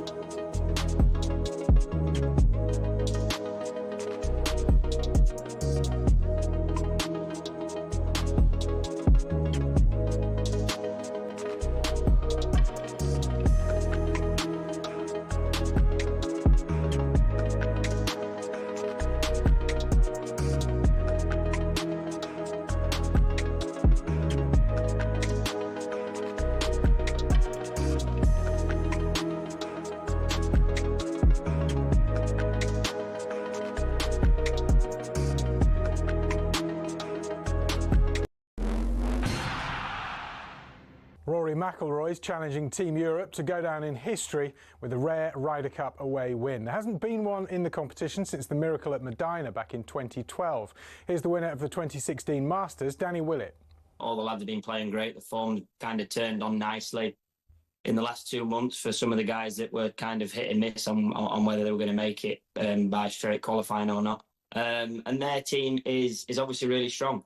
Europe captain Luke Donald's looking for a second successive victory after they won in Rome 2 years ago. He understands it won't be the easiest of starts.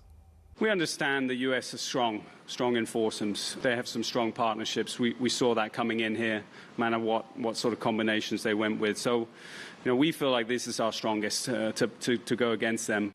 A reminder, we'll have updates of all the action throughout the competition.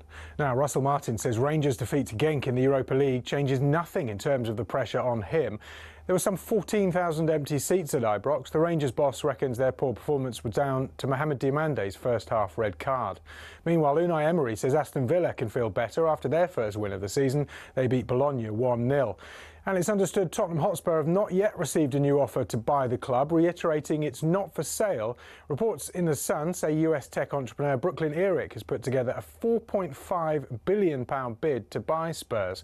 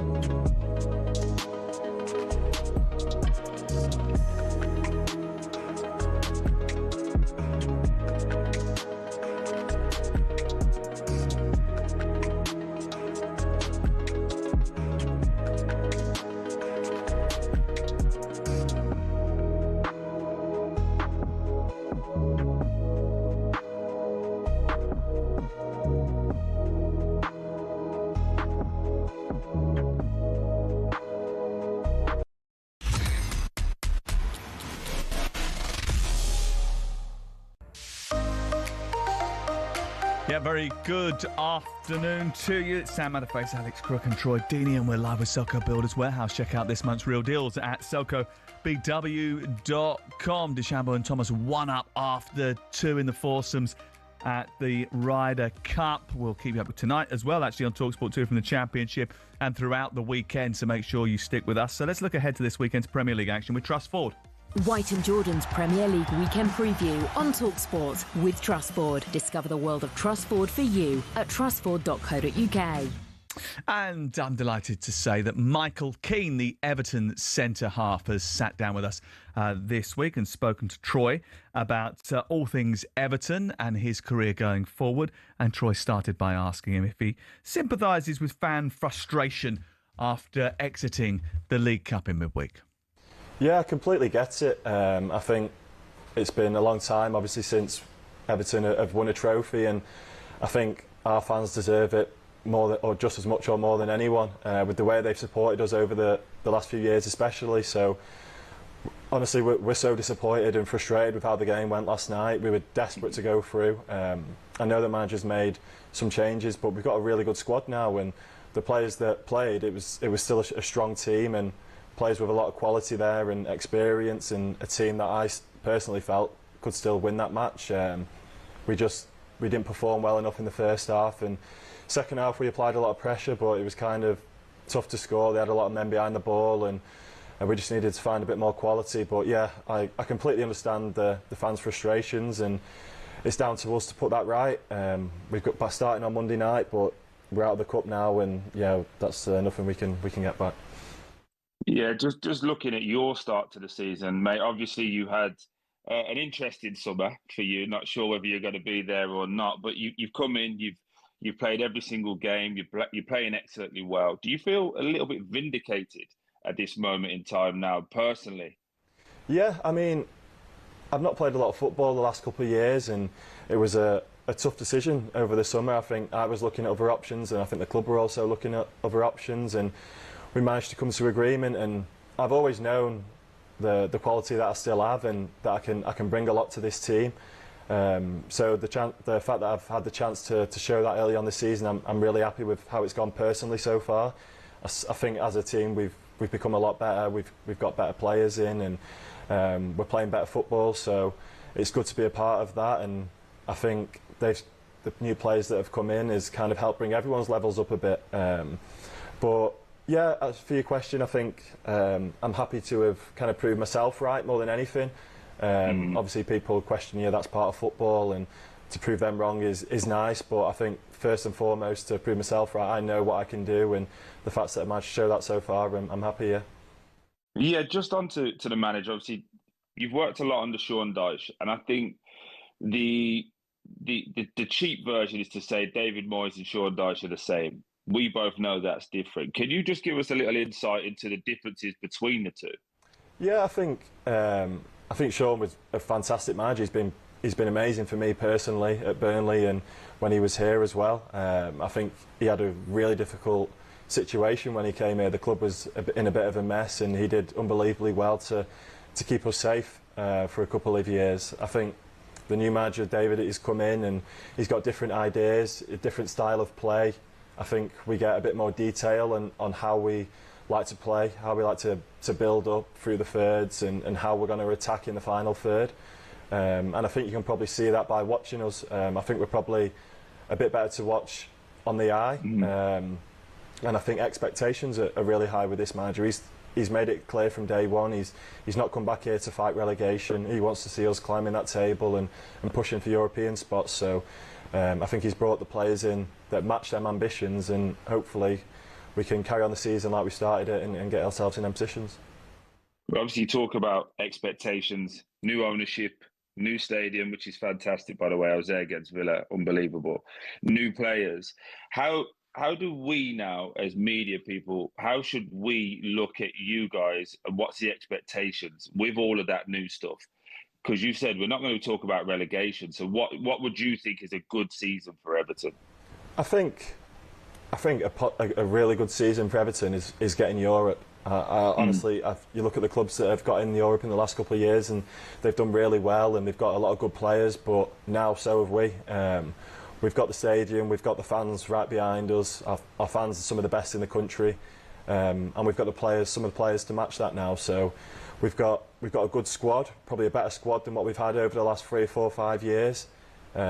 Hopefully, if we get a few injuries, new players can come in and replace that, and the team doesn't change too much. So I think as a team, we want to finish in European spots, and anything less than that, then we're going to be a little bit disappointed. Yeah, we're just talking about the players. Obviously, Jack Grealish is the one that everyone's talking about. And what impact has Jack had? And is it fair to say that Ndiaye has lifted his game as well with Jack being in the building? I think Jack's had a huge impact. I think from day one when he came in, you can see on the training pitch the quality he has. And honestly, on the pitch now, I just think just get the ball to him as much as possible. Him and Illy, just give him the ball. Illy's been incredible this season too, and I think he was last year. He's had to move over to the right, and I think a few people might question whether he can play on the right, but he's shown he can definitely do that. I think the way he dribbles past players is special. I don't think I've ever seen someone go past players as easily as he does. So he's been great, and to have them two as our wide men, they're two players that we really rely on, and we need them to keep the form, and thankfully they've been great so far. And yeah, I just keep saying to people, give them the ball as much as possible, and hopefully they'll get us goals and assists. Yeah, just looking ahead, Monday Night Football against West Ham. Look, we can't get away from it. It's a real difficult time for West Ham. Do you guys now go in there with that killer mentality? Obviously, a little bit of rivalry, shall we say, with a manager of your own going there, David Moyes, go back.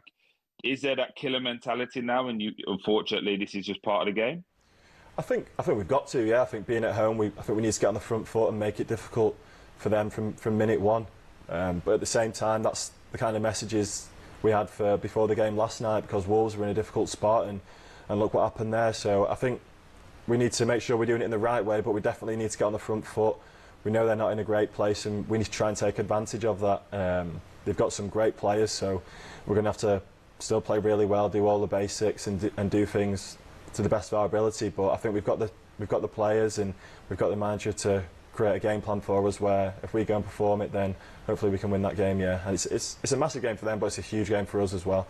We want to keep momentum at home, and we know what a win can do for us, and so yeah, it's a big game on Monday night.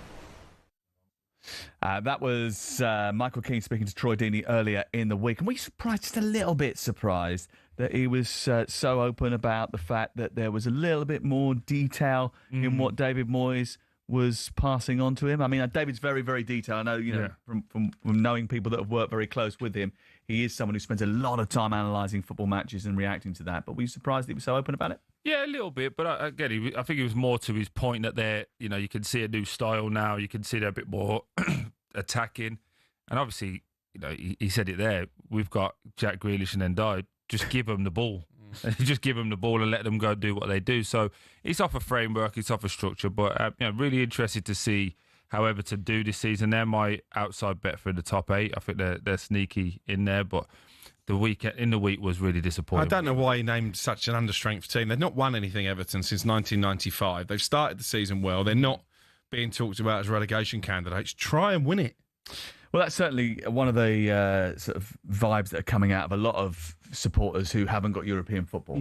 This is a competition that you can win. It's the shortest route to silverware as well. I wonder whether or not he's given the manager a little bit of headache as well, Michael Keane, with some of his performances this season. He was much maligned a couple of seasons ago, but his reputation certainly been restored under David Moyes. And with injuries to Jared Branthwaite causing them an issue, I wonder whether or not he's going to have to fight a little bit to get back into the starting 11. Look, he's a supreme talent, but Michael Keane has played very well so far this campaign. That was our look ahead to this weekend's Premier League action with Trust Ford. White and Jordan's Premier League weekend preview on talkSPORT with TrustFord. Discover the world of TrustFord for you at trustford.co.uk. And it looks as if there's a little bit of blue on the board, so let's go off to the Ryder Cup. talkSPORT's Rupert Bell. Yeah, fabulous chip shot from Matt Fitzpatrick has set up a birdie at the first hole, playing alongside Ludwig Åberg, who'd ripped his drive down the fairway against world number 1 Scotty Scheffler and Russell Henley. They've got the first birdie for that team, but unfortunately for the pairing of Rahm and Hatton after 3 holes, Bryson DeChambeau, in fact it's 1 up they are. They've just parred the 3rd hole each, so 1 up after Bryson DeChambeau electrified the crowd. But I have to say, Rory McIlroy's just teed it up, and the European fans have been shouting, is this a library? Because between the players coming out, the Americans seem to be very subdued, although there are 1 or 2 reports of a bit of heckling and catcalling as people are playing their shots. So Rory McIlroy and Tommy Fleetwood have just begun the 3rd match out. So the current score, very early on this opening day, America up in 1 and Europe up in 1. Ryder Cup update on talkSPORT with Arnold Clark. Get the UK's best used car deals, guaranteed.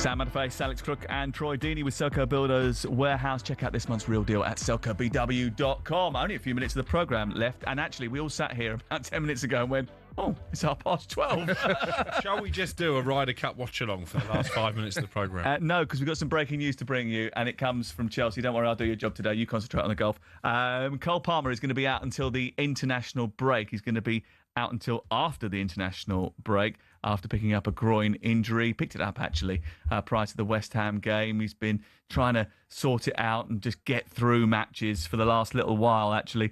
But it looks as if he's not going to be able to play for Chelsea until after the international break, after sustaining a more of a significant blow in that game at the weekend against Manchester United. So no Cole Palmer for Chelsea this weekend. Elsewhere, I mean, it was quite interesting, actually. Jamie Carragher says in the Telegraph today that Chelsea's owners are more interested in transfers than they are in trophies. The basic premise of that being that obviously there's been so much churn of playing squad over the last couple of years. And I think I've tried to outline that to you. The reason behind it is the fact that because if you buy players, the cost goes on your PSR, P&L over the 5 years. Yeah. Whereas if you sell players, it goes straight to the bottom line. You can almost, as long as you keep selling, you can keep buying. Do you know what I mean? Yeah. Constantly churn. Yeah. But it has become a sort of almost commodity trading arm rather than a team being built for something sustainable. Because if you look at the way they've started the season, actually it's been quite poor. And they got Brighton this weekend. It's a tough game as well against Brighton. Obviously, it's become a bit of a rivalry, hasn't it? Because Chelsea start taking all the players from Brighton, and obviously Paul Barber said that they're his favourite customer because they pay over the top. My frustration with Chelsea, not that they lost to Man United, it's the rotation already so early in the season. There's an obvious weakness, which we don't like to talk about, is the goalkeeper. We know that. He had a good Club World Cup, and they've just refused to go and address that. They've tried to address it 7 other times, we are aware. They've signed about 17 wingers instead. Yeah. They tried to get Mike Manuel, but wouldn't pay just that little bit more, which would have got him over the line. They would have been an experienced player in the dressing room as well, which is also key, because that's something else they don't have. And if you watch them against Bayern Munich in the Champions League, experience is something they need. Yeah, they could be great on their day. Genuinely, I think if you looked at squads, you'd argue they've probably got the best. I'd put them next to Arsenal. If you was taking over it now, you'd look lacking in key areas. Exactly, and then you look at your Liverpools, you look at your Arsenals, you look at your Man Cities. In those vital parts of the pitch, they've got game winners, whether that be in goal, whether that be up top. And I just look at Chelsea, and it is all Cole Palmer or nothing. Do you know what sums it up for me? Tyreek George. Now, this is a player who was very close to joining Fulham on transfer deadline day. On Monday, I had a rant about it. Yeah, all of a sudden he's become quite an integral part of the first team when they were clearly trying to get rid of him on transfer deadline day. They've got a situation defensively where they're obviously without certain key players due to injury. And I think Maresca's come out today and said, no, we're not going to reintegrate Disasi. That's not part of the plan. Well, why not? Is he not your player? He's part of your Premier League squad. Yeah. Are you not just cutting your nose off to spite your face by not using him? I think so, a little bit in that. But I also think when you've set lads to go train on their own, there's no way back. There is no way back, because you've made that really harsh line of like, go train over there. Because he could have him with the squad and just not put him in the matchday squad, but they haven't. Him, Raheem, you're going over there. So I don't think there's a way back. And he was asked last week, is there a way Yeah, back? exactly. And he said no. Yeah. So if a week later he then turns around and says, well, actually, there is now, that would look a little bit weak on his behalf. Listen, he didn't make the right changes in the game against... You're still not a fully paid up member of the Maresca fan club, are you? No. Despite the fact they're I think that's fair. I don't think that's an unfair assessment. I think bearing in mind they just about got into the top 4 last year after being in a really good position and could have cemented their place in those Champions League places until they got within touching distance of being top, and all of a sudden they started to go on a wobble. Then to go to the Conference League and be in the situation they were at half-time where things weren't going according to plan. It was only Cole Palmer that pulled them out of the fire. Yes, they had a good Club World Cup, and he's done some good things. Yeah, but I think he's an inexperienced manager. I agree. Like they're an inexperienced squad of players. So I think it's a bit of a test for them tomorrow, because Brighton have got a point to prove as well. They haven't had a brilliant start to the season, despite playing okay in games and probably should have had more points than they've got. Yeah, Tottenham were much the better team, really, at the Amex last week, even though Brighton went 2 up, and obviously Spurs had to come back and get a point. you would think maybe it's the other way around, but I think Brighton were grateful for the point in the end. But just on Chelsea also, you know, the Club World Cup, that was a competition that didn't feature the English champions, didn't feature Barcelona. I don't think Maresca can dine out on that for too long. All right, okay. What cup did you win last year? Mate, if Man U would have won their one, he would have been talking about it non-stop. Anyway. I know, but they didn't, did they? Nice to see you, by the way. It's been great having you here. Well, you've got me all weekend, haven't you? So he's coming to stay at my house for 2 nights, and I only revealed that to the rest of the family yesterday. But also the good you thing should have seen the reaction. You're driving to Newcastle and back. Yeah. That means I'm going to be watching the golf for 3 hours each way. Happy days. What do we think, very quickly before we go? I know we've got to pass it over. What do you think to? We've got to go. I'm getting told. What do you think to West Ham this weekend? They'll get beat. And they'll concede. It's Monday Night Football and it's live on talkSPORT, and the golf is underway right now. So here's Rupert Bell. Yeah, well, Europe are up in 1. Fleetwood Mac getting off to the perfect stance against Morikawa and English, with Tommy Fleetwood hitting a lovely chip shot to no more than a foot for McIlroy to clean up to get their team 1 up. But unfortunately, Ludwig Eiberg and Matt Fitzpatrick have slipped back to at all square after Scotty Scheffler came to the party in the second hole. The final match is just teeing it up. The top match, Key setting the tone. Bryson DeChambeau and Justin Thomas just holding on to their 1-hole advantage, which they got right at the start. And they've played 4 holes, and it looks as if they are going to be still 1 down, John Rahm and Tyrrell Hatton. But Fleetwood Mac, McIlroy and Tommy Fleetwood off to an excellent start. They're 1 up. Ryder Cup update on talkSPORT with Arnold Clark. Get £750 off any used electric car or home charger.